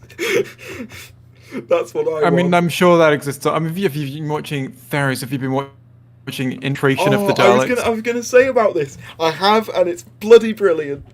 It is. I'm on episode 2. I've not been watching it as they've been coming out, but I am very impressed with them. I've watched all of them now, and genuinely, like, it could be an official thing that comes out. Is it only 3 parts? It's 3 parts, but they've confirmed they're going to do a second series for it. That's pretty cool. Yeah, it is. Give me 1 sec. You're going to have to entertain the chat for a minute while I do other... Oh, it won't be long. I'll just be a minute. Alright. Hello, chat. Getting Tharies banned from YouTube speedrun. Let's go. No, I would never do such a thing again. Hello. How are you all? I'm not rapidly trying to get the chat on my screen so that I can see what you're saying. What are you talking about? How are you? I see you. I see you now. I like River Song is the first message that my eyes have landed on. Oh, the screen is just black. That's not the color of screen I was expecting. Hello. Hello, I see you. I see you. I'm doing good, thanks. That's wonderful to hear. Do you have any burning questions, chat? Oh, there's stuff on the screen again. That's nice. Always good to have. That's a lot of tabs, Tharies. Oh, it's gone. Oh, it's back. Series 9 is underrated. Can't say I agree. Can you make another Doctor Who video, please? I might, depending on like whether if Series 13 and the specials are just more of the same, then I might. And if they're not, then no, sorry. If they're more of the same, then I probably won't bother. But if they're wildly different, then I might. Tharies, hello. Back. Hi. Yeah, they would. I was just saw that people were coming back into my house, so I had to like just make sure that everything was okay. So yeah, but thank you for occupying them. But yes, you better not try and get me banned from YouTube. I heard that about the speed run. I mean, to be fair, you could just cheat. That's what all the speedrunners do. That was Well, tough. no, I'm disappointed because now that John Barrowman is off Twitter, I can't do a block by John Barrowman speedrun. To be fair, like I was gutted when he didn't, to the point where I blocked him myself to feel part of the club. I mean, you can still do a muted by James Dreyfus speedrun, but that's not the same. Yeah, I mean, I've had some altercations with Dreyfus. Wow, there's some ableism in the comments. Holy fucking shit! You'll need to chill. Damn. Get rid of it. Remove it. Destroy. What cesspit did you crawl out of? Jesus Christ. I'm sorry. These people, they follow me in places. Damn.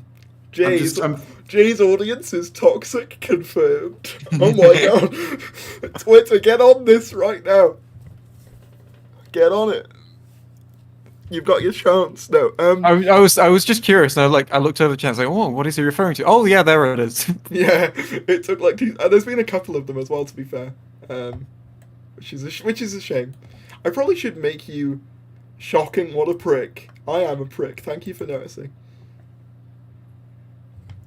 Damn, where the moderators? I might be. You're in the chat, right? Are you still there? Can I make you a moderator? I'll see if I can make a few more people moderators. I can make I can be a moderator. George's Lost a moderator as well. George's Lost is a trustworthy man. I trust this man. So do I. Where are you? I'm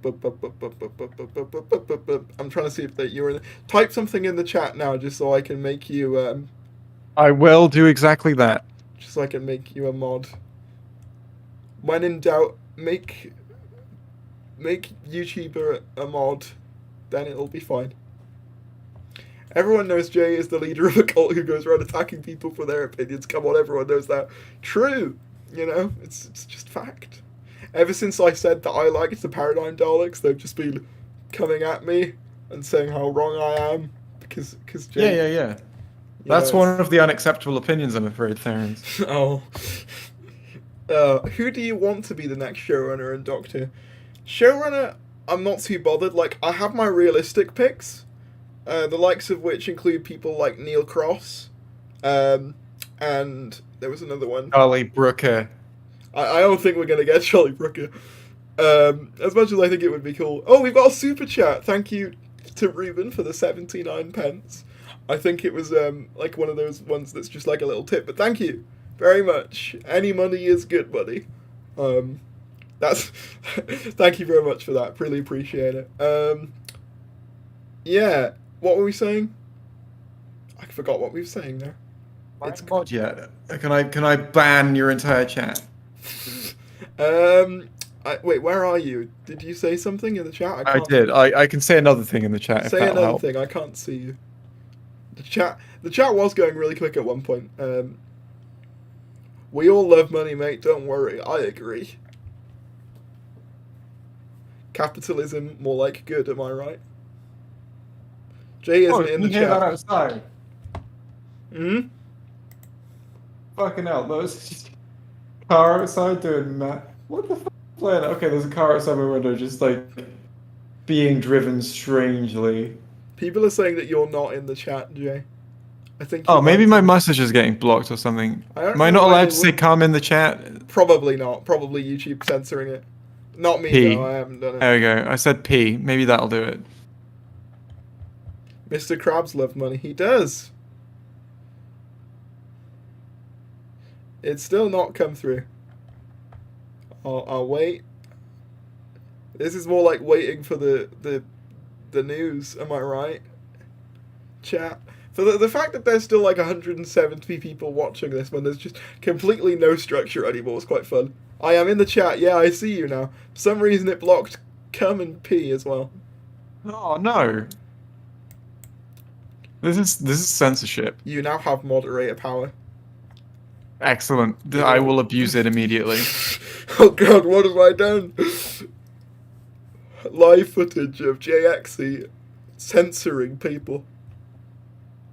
Right, I've Someone transferred else, my save files over. There we go. Oh my god, George is lost saying, wanted to say thanks, have one on me, bro. Oh, George, you didn't have to do that, man. Thank you. Oh my god. Chat's gone so wholesome. God damn. That is full of holes. And sums. Not the math sums. Whoa! Oh my god. We've had a fit. What the? I wasn't. What currency is that? What kind? I'm sorry, I don't know what your currency. But thank you so much for the 50. I think it's probably Australian dollars. Yeah, so that's like, what's that convert to? Like, I think it's converts to about £20, or like £25, something like that. But thank you very much. Wow. You're being very generous today. Is it just because Jay's here? Because no one ever donates any money when I'm on my own. I might just have to invite you to all of these. I will happily Thank you be very like much. a mascot. You're the Davies channel mascot now.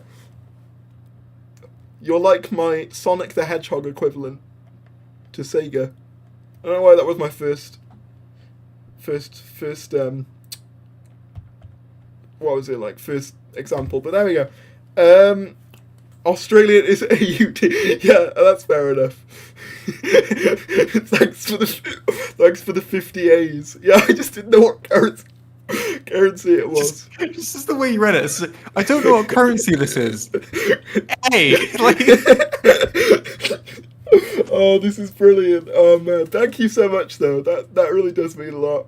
How do you think the Master will fit with the limited amount of episodes? I mean, is he in it? I think there's a good chance he is, but like, I'm gonna be honest. I think Series 13 is probably gonna be a bit of a clusterfuck. With how little time they have to do as much as I think they want to. Because, like, here's my thing. I don't think that this was the initial plan. Like, I don't think that doing all the Timeless Child stuff in, like, 9 episodes was the plan.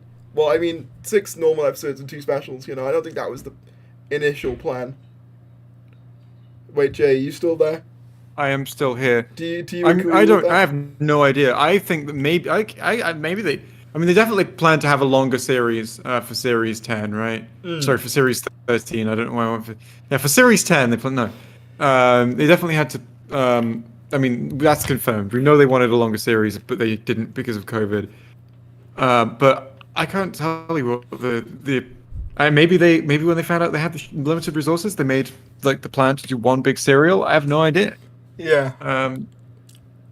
I think... I don't know why, but someone in the chat's just put bar. I don't know the context. That's very strange. But carry on. Sorry, I was just making me chuckle while you were doing that. Thoughts on JXE being blocked by Sacha Dhawan? I don't have any strong thoughts on that particularly, other than I think it's more funny than anything. But I'm not happy about it, but like, you know, he can do what he wants, and it's like, I'm not upset about it either. But Jay, you were salty. It's more just like, Jay. It's like, man, he found me. I don't know. That's the most impressive thing to me. Is like, man, he found me for something. Yeah. What's people saying? Who do you want to be the new Doctor? I have a couple of ideas. Have you seen The Great, Jay? What? It's called The Great. It's got Sacha Dhawan in it. It's a Channel 4 show about, it's like a historical comedy about the Empress of Russia.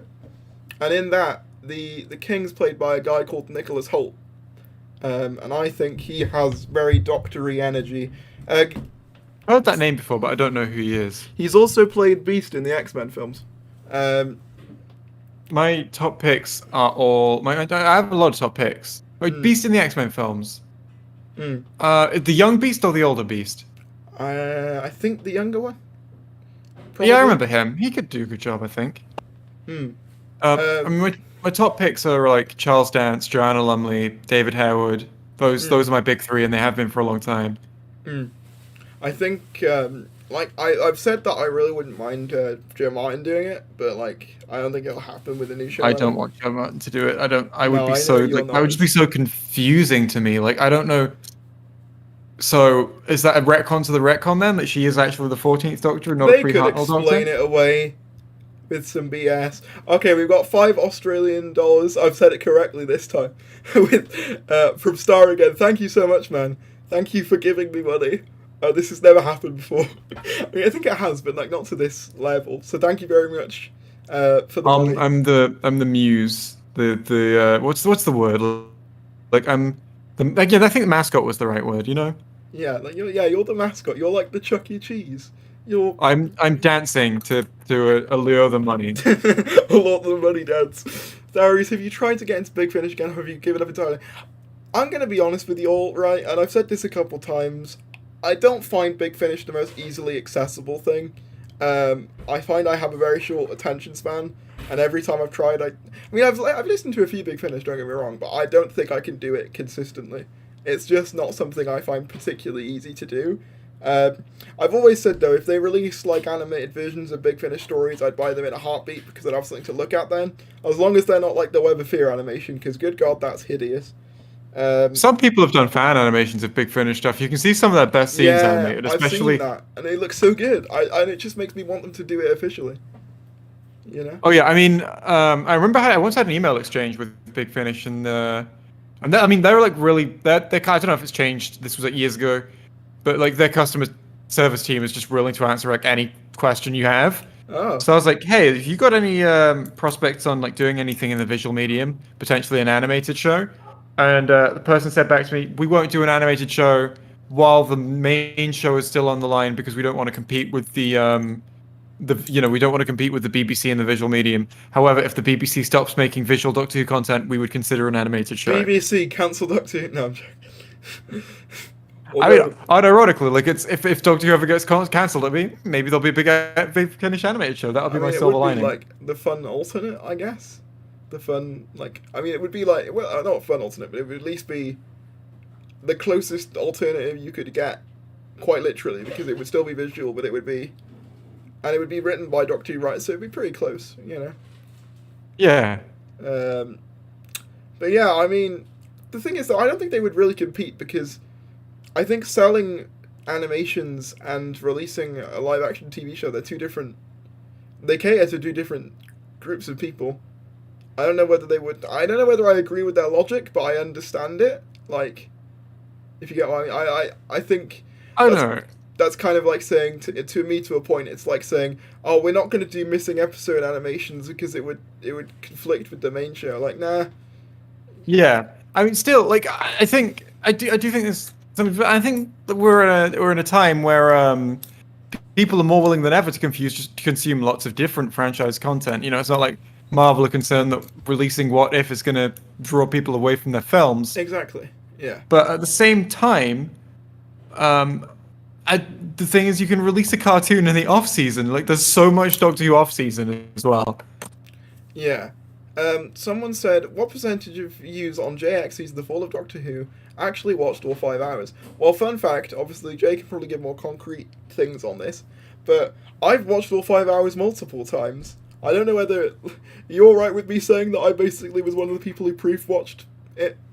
Is that that's fine? A thing? I would sort of said it now, but yeah, you said it anyway now. But yeah, that's fine. That's not but a secret. I watched it like, I proof-watched like an earlier version. So that did you notice any changes?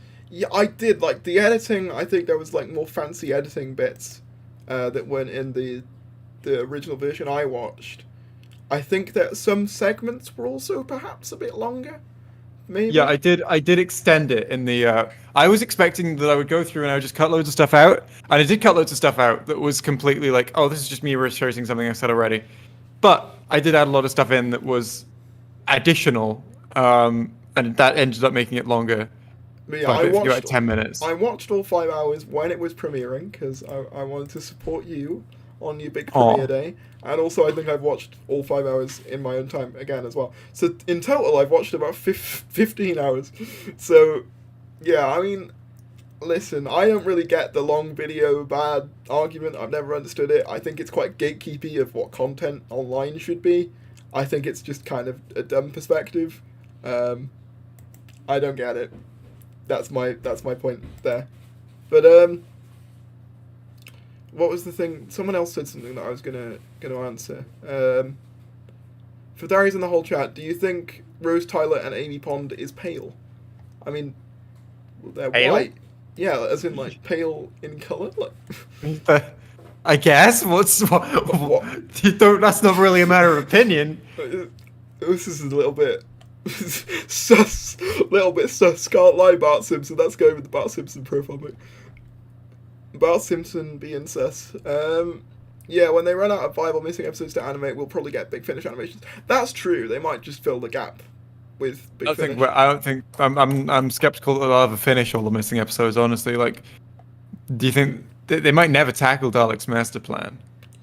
I don't know. I think if the money, if the thing is, like, it's obvious that those aren't really made with like a high budget. Like, Yeah. I don't really know what made them think we're gonna try 3D animation when we can barely do 2D. So I can tell you that 12% of people have watched right to the last minute, right, like last second of the video. It's 12%. There you go. So people do actually watch to the end. So if you ever want to get into an argument with people on Twitter, then you can tell them. Funny thing is, 60%, only 60% of people have watched. Well, not I shouldn't say of people. Only 60% of the views have watched the beginning of the video, which means that 40% of the views are people coming back to continue watching it from when they. Wow. From That's when they really started. interesting. 12%'s higher than I thought it was going to be, honestly. It's higher than I thought it was going to be. Like, that's not bad for just like a 30-minute video. Because here's the thing about YouTube videos: people don't watch to the end, like always. I'll pick out a random one. Let's see. What's doing? So, let's go for my most recent one. How many people watched that to the end? That has been watched to the end by... Oh, also 12% of people. And that one's only 20 minutes. That's the response, right? No, that's... I made a video about life hacks more recently than yes. that. Yeah, the Stu Bagful one, I saw that. That was good. Although about 30% of people make it to like nearly the end and then start dropping off when I outro. So that, that's a bit different. I'm not going to show it on screen because I don't want to leak my analytics. I mean, it would be very fitting for my channel, but like, I think for me it's about 20% of people get to the end, something like that, normally. That's pretty normal. Like, Yeah. That is a normal stat, at least for, as far as I'm aware. Yeah, I think that's pretty normal. I do tell people to watch till the end, though, so sometimes it's higher. I don't know, it depends.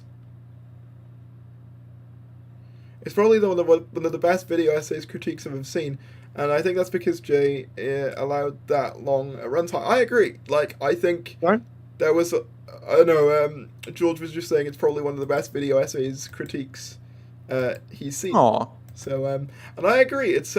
The runtime does contribute to that. People say it's not necessary. It is, though, because it allows you to go into detail on certain things. You know? Yeah, I mean, there are people saying that, like, I've repeated certain points and that, whatever. And, like, I feel like...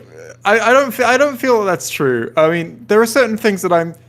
Here's the thing, right? It is always a matter of...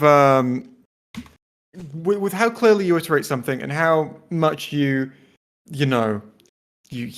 labor a point, you're going to be leaving someone behind if you cut stuff out, and you're going to be boring someone else if you go over it in more detail, and you make sure.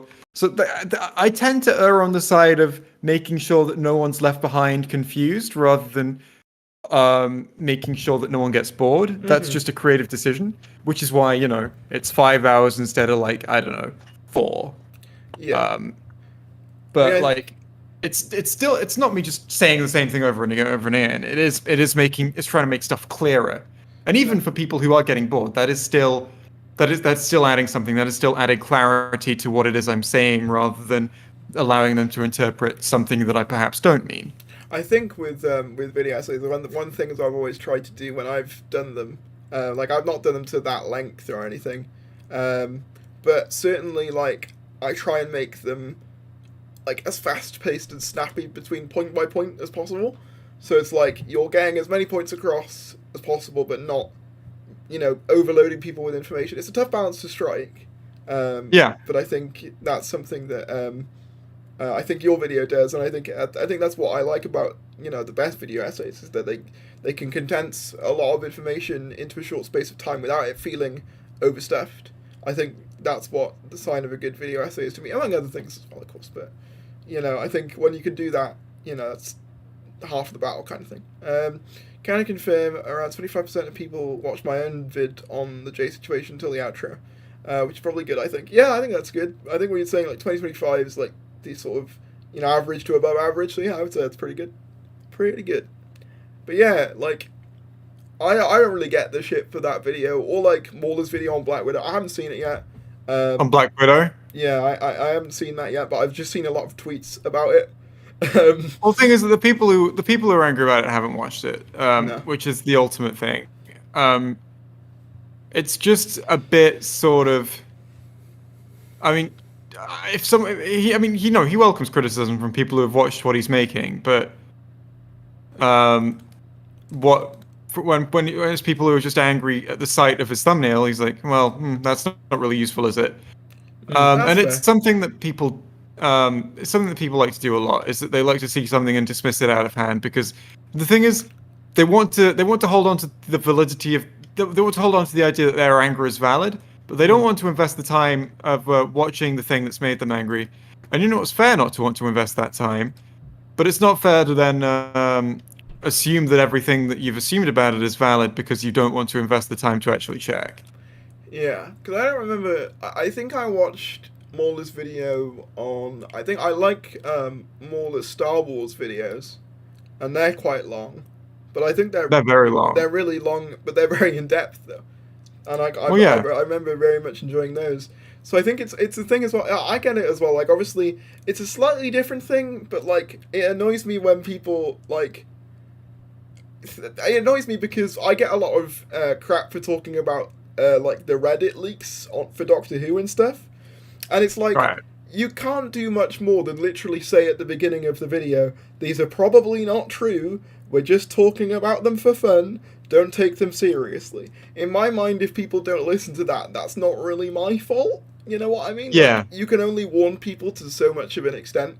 It's the way I describe it, it's kind of like a car warning you to put your seatbelt on before you like start driving, and then you don't listen to it. Do you blame the car for that? No, you blame the person for not putting their seatbelt on. You know what I mean? That's kind of the analogy I use for it. It's like, ultimately, there is only so much a YouTuber can do to make content accessible and, indicative of what the video is, I guess.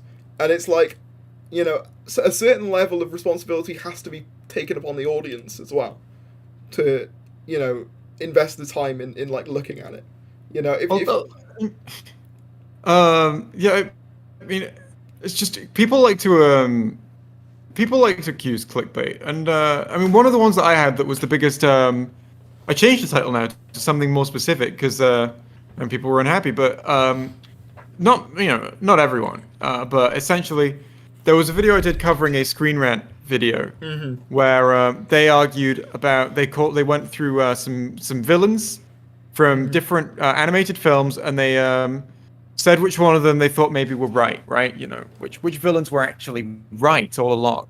And on that list they included they included certain villains who had done very heinous things. And it was a bad video. It was either based on either saying, well, from a certain point of view, this villain does have a motivation, and like that doesn't mean they're right, bestie. And then other points are going. Other points are simply ignoring what the villains actually wanted to do, and misinterpreting the film or whatever, stuff like that. So I go over this video, and two of the villains my title criteria is it has to be true to what's in the video. But I also want something that's going to sound the most interesting to some people. Two of the villains in the video were villains who literally just murdered children, and they were being described in the video as right.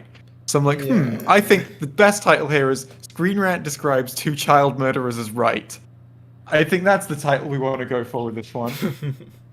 So and loads of people called it clickbait in the comments because it's like they're not real child murderers. They're just fictional characters. I'm like, the video is about the morality. I don't think that really changes. I mean, that doesn't suddenly make them right. The fact that they're fictional, it doesn't make the hypothetical moral discussion any different. It doesn't mean that Screen Rant have said anything, more or less incorrect. Yeah, someone just said, like how you're talking about clickbait and it's room titled, still titled new showrunner to be announced today. Yeah, I probably should change that. I just thought that there might be with that, like, I did put a question mark to be fair though, so I mean, no, I'll change that, hang on. What do I change the title to? Discussing new Doctor Who news. Doctor Who news. Doctor Who nudes. Doctor Who news. Jesus Christ. Oh. Unit. Filming updates and leaks. Because we did cover earlier in the stream. The filming updates. Apparently they're filming in Llandaff at the minute. So we covered that. Filming what? They're filming Apparently they're filming Doctor Who in Llandaff. Apparently. And apparently they're going to filming where? Where was it? It was in my stream earlier. In Soul Court Mansion. Interesting. Llandaff. And also apparently they're filming in Cardiff Bay next week, some unit stuff. And apparently that's true as well. So I mean, interesting stuff there. That's all true. And as for the leaks, obviously I talked about some of the Reddit stuff as well. So I mean, discussing new Doctor. That'll do, won't it? Yeah, we can change it to that. That'll be fine. I was gonna put you in the title, but I don't think I can fit you in the title, unless I mean, that's okay. I'm probably not going to stick around for too much longer. I've got stuff that needs doing. When you leave, I'll probably answer. If only because I've been going for way longer than I was planning to, because I was like waiting for the news for. I mean, we did get something. At least we got confirmation that there is going to be a new showrunner. Like that's just nice to know, and that the new era will be radical, whatever that means. Going to be radical. That really does sound like a 90s advert. It's gonna be radical, dudes. Let's go. I mean, today the word radical is most often used to describe positions, which, is political positions, which, is, I think, I'm pretty sure the origin of the word. Just the 90s, it was used to mean it was going to be cool. Yeah, no. It's, yes, I agree. I don't really... Gotta get them all important asterisks and capitals in there. Yeah, to be fair, like my titles used to be a lot less. How do I put this? Like they used to be a lot more simple, but like I think the thing is, I think every YouTuber, no matter what they do, gets accused of clickbait at some point. Like you can put the title as anything, and it can literally, by definition, include everything in the video, and someone will go, clickbait, bad, disliked, no matter what. I was just going to point out... that'll just be someone who didn't get what they were expecting or hoping for. Which is, Exactly, it's... they can feel what they feel. I think people feel too entitled over YouTube videos generally, though. Like, that's not me to say that, like, you can't dislike a YouTube video. I dislike plenty of YouTube videos out there, but, like, I think when people are like, I don't like it when you do this, or don't do this, it's like, well, you don't have to watch it. That's, like... You know what? I'm not going to disagree with that stance. It's like... It's people who are like, I don't like this video, therefore it shouldn't exist. Yeah. So George said, I don't know how people can have an issue with talking about leaks on principle. Speculating and imagining about hypothetical new versions of the show could look like fun. And some people do enjoy that. Like, they enjoy the speculation more than they do the final actual thing. I'm never gonna say that like leak videos are like high art because they're not. You know, I admit that, and I want to go into more creative things in the future. It's something I want to do. But in the downtime, especially being a channel like this where we don't get a lot of news, it's kind of just a convenient thing to fill the gaps. You know, like Yeah. I just don't really see much of an issue with it as long as you preface it by saying, "Listen, these are just things off Reddit. They might not be true. Have fun with it."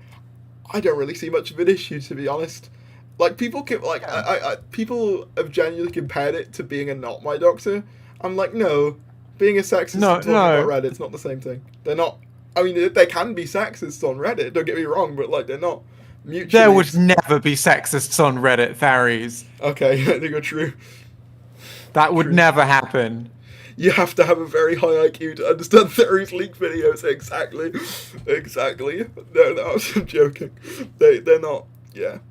Yeah. Oh, this is live. Hey, Theories. Yeah, it has been live for about 2 hours 30 minutes now, which is very long. And it's longer than I was planning on wrapping up at 3, and it's now 3:45. So that's fun. It's been a fun stream though. Like, thank you, by the way, to I think it was Star who just donated like 30 quid. There was someone else as well. Thank you to both of you who donated. Like, that's insane. Like, that never happens to me. But yeah, is there anything else we wanted to? I don't know. Is there anything else? Any other news? Any other things that have come out? I don't have anything that's on my mind. I probably should highlight this very quickly. So there was a new article about the Find the Doctor stuff. Have you been keeping up with that? No idea what At this all? even is. Okay, so basically it's like an ARG type thing that the official Doctor Who people have set up as like a way of marketing the series. ARG? I don't know what that is. How do I explain what ARG is? I can't remember the it's essentially like hang on, let me just look up the definition because I'm terrible at defining things. ARG. Is it NFTs? No, it's not that. That's the online card game. No, that's not that. Hang on. Oh no, my computer's lagging from all the tabs. They needed to be open though because I was covering them all on the stream. I mean, I can close them now, but... As a recovered Hearthstone player, I was very unimpressed seeing the game that the BBC announced. Yes, it's very bad. It's very bad. I have a lot of issue. I take a lot of issue with that. Although apparently they are making they're making like a normal trading card game, like an actual physical card game. Oh. So that'll be fun. I quite like those games. So Doctor Who Battles in Time. yeah, or Monsters Invasion was the one I grew up with, which was the Matt Smith equivalent game. Although I did have that time as well. I never graced that one. With my it's basically presence. the same thing, but just all blue because 2010 was like, yeah, blue is the color now. An alternate reality game is an interactive networked narrative that uses the real world as a platform and employs transmedia storytelling to deliver a story that may be altered by people's ideas or actions. So essentially, they've hidden like in like one museum, like they've got the Doctor's screwdriver in it and a portrait with a TARDIS, and like I've been seeing stuff about that. It's basically like a real life mystery game, and like it's all meant to lead to like finding the Doctor for Series 13. That's real fun. Honestly, I think it's a really cool idea, but apparently there's an article about it. I don't know whether it says anything new. It's by Cultbox. Cultbox are great, by the way. They're very useful. I love all the people who work over there. Since the Doctor Who Series 13 trailer was released on the 20th of July, yeah, the Series 13 trailer, that's one way of putting it. It was released. It did come out. Fans have noticed subtle, mysterious note at the very end. Written in small, slightly lighter text at the bottom is /mystery. It didn't take long for fans to discover that this was a tag of an official Doctor Who website, Doctor Who TV /mystery. On the website is a field which asks for a password with text above which reads, "Welcome to a mystery across time and space. Work together to solve hidden with the D capitalized," so very interesting, clues, and reveal a password below. hashtag find the Doctor. It begins 13/13/13. And That's not a date. it's not, but what could it be? And there's apparently like a bunch of different things. I don't know whether you can see the stream, but here, like, you can see the Sonic is at a museum on display, listed as unknown object. There was a Find the Doctor message from Yaz that was officially released, like a text message. What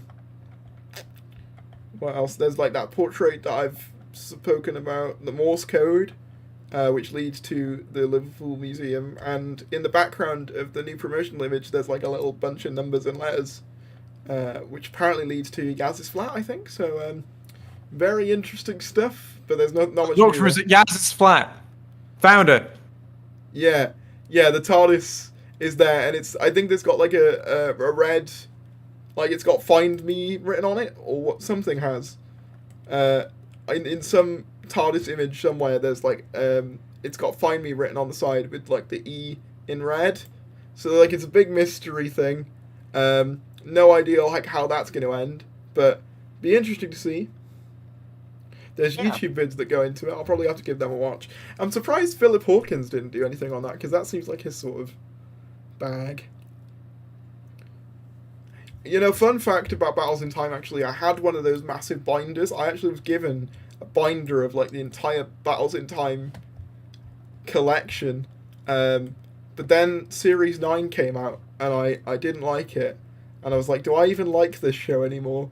And I ended up selling a lot of my Doctor Who stuff, and that was one of the things I sold, and I regret it a lot now. You had a full Battles in Time collection and you got rid of it.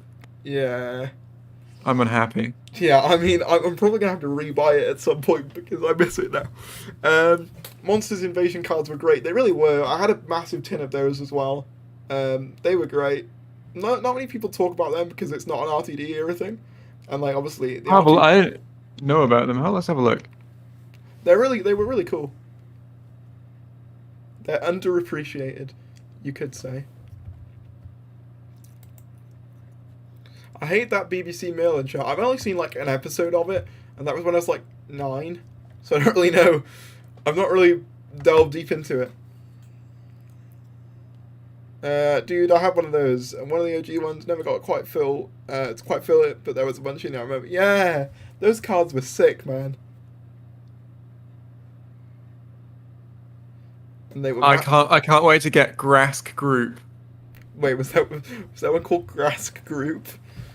Oh, let's see. Battles in Time. Oh, I actually have to end the stream. Actually, probably. That's allowed. But thank you for coming, Jay. Thank you all for coming. I've just remembered I've got a prior engagement. But goodbye, everybody. Wait, do you want to just show me a picture of the Grask thing now? Here's the Grask. I want to see it now. Group with the Grask Group. Oh hell yeah, Grask Group. Just look it up if you haven't seen it. Thank you all for watching. I'll see you soon. Goodbye. Bye. End stream. Bam.